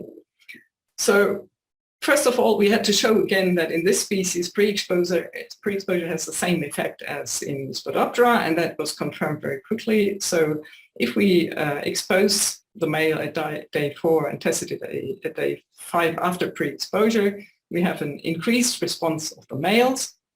We had to test that the DMSO, the solvent of the clothianidine, does not have an effect on the behavior of the moth. And here we could show that if we apply the solvent and combine it with pre-exposure, we have almost the same level of increased pheromone responses as in the purely pre-exposed insects. And to compare with the insecticide effect alone, we used male moth where we applied only the insecticide, the 10 nanogram of the clothianidine, which has a similar effect alone as the pre-exposure effect alone.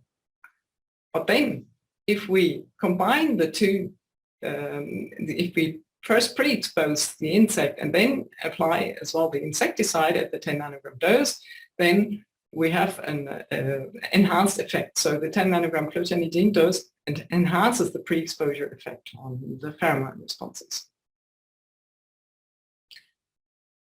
So far for the first part on the moth, and now I would like to tell you a little bit about more recent work on sensory plasticity in different morphs of clonal insect. You know probably that most aphids reproduce in a clonal way, and there's also sexual reproduction, but here I talk only about the parthenogenetic reproduction, and the example is the pea aphid. What we have in the pea aphid is two morphs which have exactly the same genes, but which have look quite different and have different mobilities. The winged aphids disperse by flight and can travel quite far away, whereas the wingless insects are very stable. They stay on their plant, or if the plant is not very good anymore, they might walk over short distances, but they can definitely not cover the same distances as the winged insects. And what is known is that the sensory equipment of the two aphid morphs is different. That has been known before. The aphids have their olfactory receptor neurons in structures which are called rhinaria, which look like this, and inside are the olfactory receptor neurons. And what is known that winged aphids have more sensilla on their antennae, more rhinaria, and a larger number of olfactory sensilla on their antennae than the wingless insects. And I'm not talking only about olfaction, but I will also mention vision, because winged aphids have also more convex eyes and more ommatidia. So they seem to have better visual capacities and not only better olfactory capacities than the wingless insects. So during a sabbatical, which we spent at Würzburg University, we used the expertise of Claudia Groh and Wolfgang Weslow, who have done a lot of really great anatomy in the last, in quite many years actually. And there we attacked the question to see if the size or the volumes of the sensory areas in the brain of the two morphs might be different. So we looked at the areas of the visual parts of the brain and of the antennal lobes, which are the input of the olfactory information. And we compared that with also with the central body, which does not get any direct sensory input at least. And in their lab, we used anti-synapse immunostaining and confocal microscopy to determine the anatomy and measured the volumes then. But in parallel, to be sure that things are not dependent on one method, we worked together with Jakob Krieger from Greifswald University, from the group of Steffen Hartsch. We also used high-resolution microcomputer tomography and did reconstructions of the same structures as in the immunostaining preparations. And here's the complex results. All the dark gray bars are winged aphids, and the light gray bars are the wingless aphids. And what you can see here, this is the micro CT scans, and this is the anti-synapse staining, is that the three visual neuropils, the three visual areas, are significantly larger in the winged insects, and independently of the method, this is not significant, but the other two parts are. And for this symposium, I would like to insist that the antennal lobe size, they have very small antennal lobes, but the size is definitely bigger in, significantly different, bigger in winged insects than in wingless insects. So, whereas the central body does not significantly change in size between the two morphs. So there's some kind of correlation between aphid mobility and their sensory equipment with the size of the sensory brain centers. 5 minutes. Thank you. And then we looked quite recently now at the role of host plant volatiles for host plant choice in specialized biotypes of the P aphid, because in the part of our group which is in Rennes, especially Jean-Christophe Simon and Yannick Outremont, we have many different biotypes which are all specialized on one legume species of plant, and one biotype survives much better on its own host plant than on other host plants, which are good for the species but not for the specific biotype. So we started to collaborate with the Max Planck Institute for Chemical Ecology in Jena, and especially with Felix Feistel and Kate Kunert, who identified specific volatiles for two of the plants right now, which we have looked at. One is P, and they found three substances which are present in P, are emitted in P, and they used small P plants. This is maybe an error that I show a flowering plant, which I have not been flowering, to collect odors, and then they compared with the substances which are produced by small diasperm plants, and one of the specific substances they found is cis-3-hexanol. They also found volatiles which are present in both, but I will concentrate on these which are different in the moment. And then thanks to John Pickett and his group then at Rothamsted, who introduced us to the olfactometer, to the Patterson olfactometer used for aphids where they can walk. We did behavioral experiments to see if the P aphid responds to these individual odors, and we compared the responses of winged and wingless insects. And this was work done by Romain Chevreau, a master's student in the lab. And here are the results. So we looked, here I show only the behavior of an aphid biotype which is adapted and specialized to P. And we can see is we determined an attraction score as compared to the control signals when we only have mineral or the solvent in all four arms of the olfactometer. You see that both wingless and winged insects, aphids, do not choose between the two arms. But if we use P-specific volatiles, what you can see is that if the index is above 0, that all these substances are attractive. But if you use a broom-specific volatile, you have a repulsive effect. The cis-3-hexanol is quite repulsive for the P-adapted clone. But what we could also see, and that was quite unexpected, seeing the results of the anatomy, which I showed you before, and of the sensory biology, is that actually the wingless insects, which are in red, they had a much more pronounced behavior than the winged individuals. We had thought that maybe winged individuals use more olfaction on a long distance and they should have a stronger response, but this is not the case. So probably at the winged stage, it's not the olfaction at the long range which they use to choose their host plants, but it's probably only at a closer range where they are interested in odors, and that might explain why maybe wingless insects are more show a more pronounced behavior than winged insects.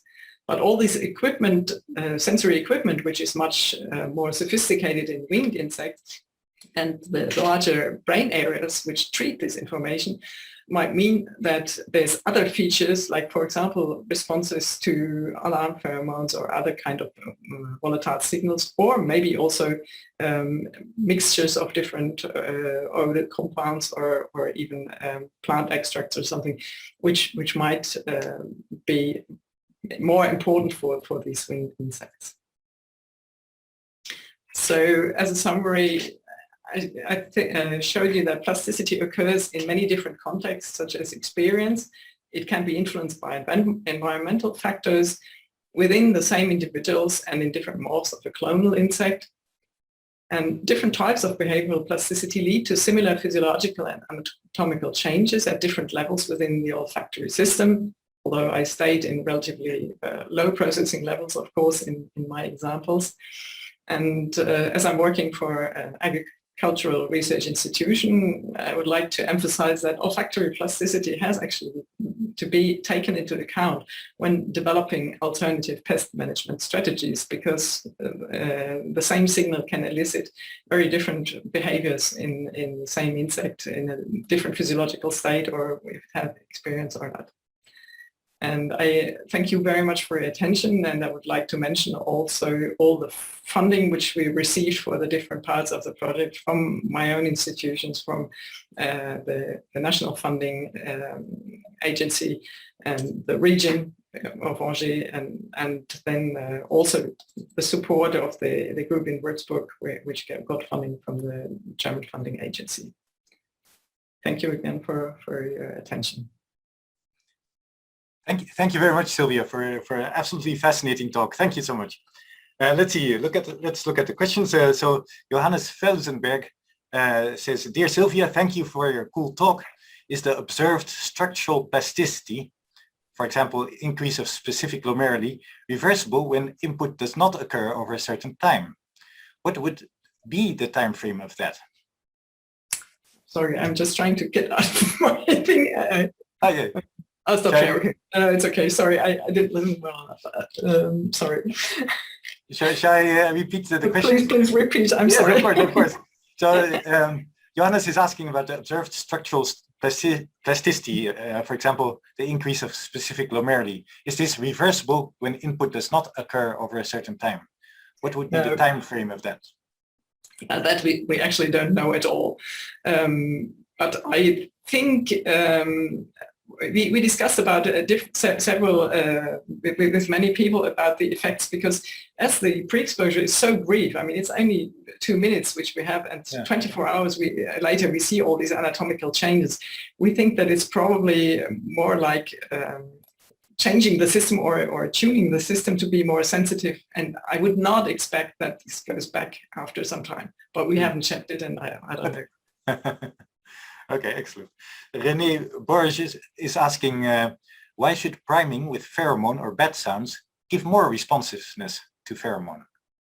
Yeah, that I have discussed with many people as well, which is not clear. But I think the thing is to tune the system to make it more sensitive to any kind of behaviorally relevant or to information which is interesting for the insect. I don't think we have to search for a specific reason, because I mean, there were funny proposals that, for example, if you have listened to a bat sound, you have quickly to respond to pheromone as sensitively as possible before you get eaten. But as it works for many different signals as well, I think one has to be a bit careful with this kind of interpretation. Yes. Okay. There are more questions coming actually from Syed Mohammed Omrani. Thank you for your great talk. Could possibly sublethal doses of pesticides in the environment potentially increase the impact of blood-feeding arthropods on human being and livestock? Yeah, I mean, this is imaginable. I mean, I don't think anybody has worked on this kind of hormetic effects, you know, where you have a low dose which increases something which you want to go down, like in medical research and pharmacological studies is the same, has looked at in blood-feeding insects so far. But I think one has to really check with all these pest insects or blood-feeding insects. One has to take into account that the low doses of the insecticides might have actually the opposite effect of what is wanted through an increase in behavior. Yeah. Oh, and then there's a question from Blanca Pophoff.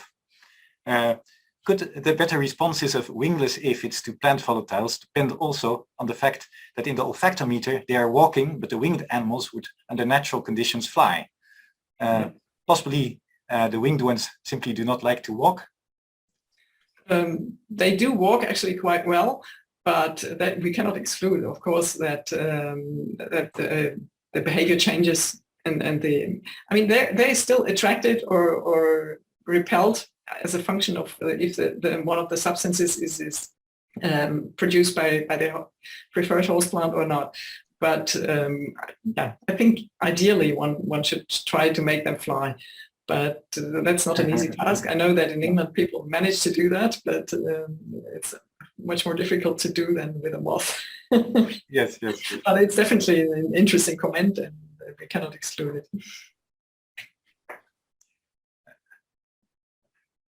Also comment from Linda. Good presentation, Sylvia. Linda Kelloon. Okay, let's see.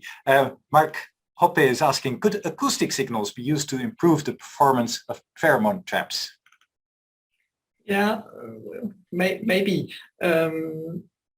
I think there has been work done on bugs, for example, where there is a combination of pheromones and vibrational signals also. I think they use it already to in combination to improve the effects. But yeah, why not? In this case, yeah, with a bad sound, maybe if they are more sensitive to the pheromone, then they should catch more traps. I haven't thought about it, but yeah, why not? Yeah. Okay, I see that John Pickett has raised his hand to ask a question also. So you're muted, John. Sylvia, that was a really great and stimulating discussion you've brought into being there from that wonderful talk. I mean, there are people using vibrational signals together with pheromone release, and of course in vines you've got the wiring of the vine to carry the audio, the vibrational signal as well.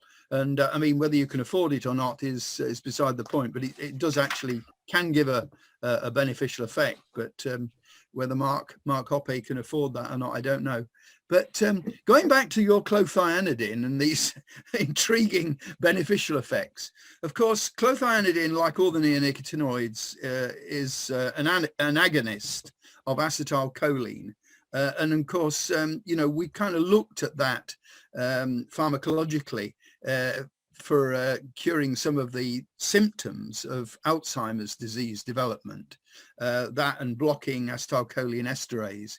And of course, it kind of works, though there are side effects that you don't really want. But nonetheless, I think that since we've got one or two older people like myself and Karl-Ernst Keisling and John Hildebrand, maybe we should take some clothianidin and see if it does some wonders for us. What do you think, Sylvia?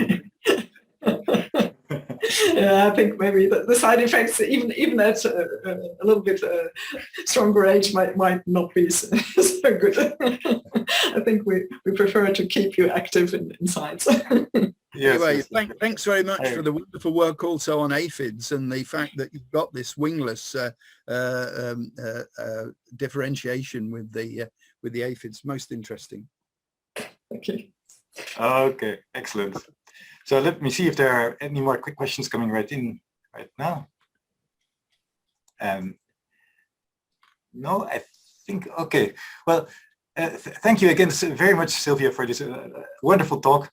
And we actually will now go into a break for 20 minutes, after which we will return for Yael Grosjean's talk. Okay, so and this will be moderated by Emmanuelle Jacquin-Joly.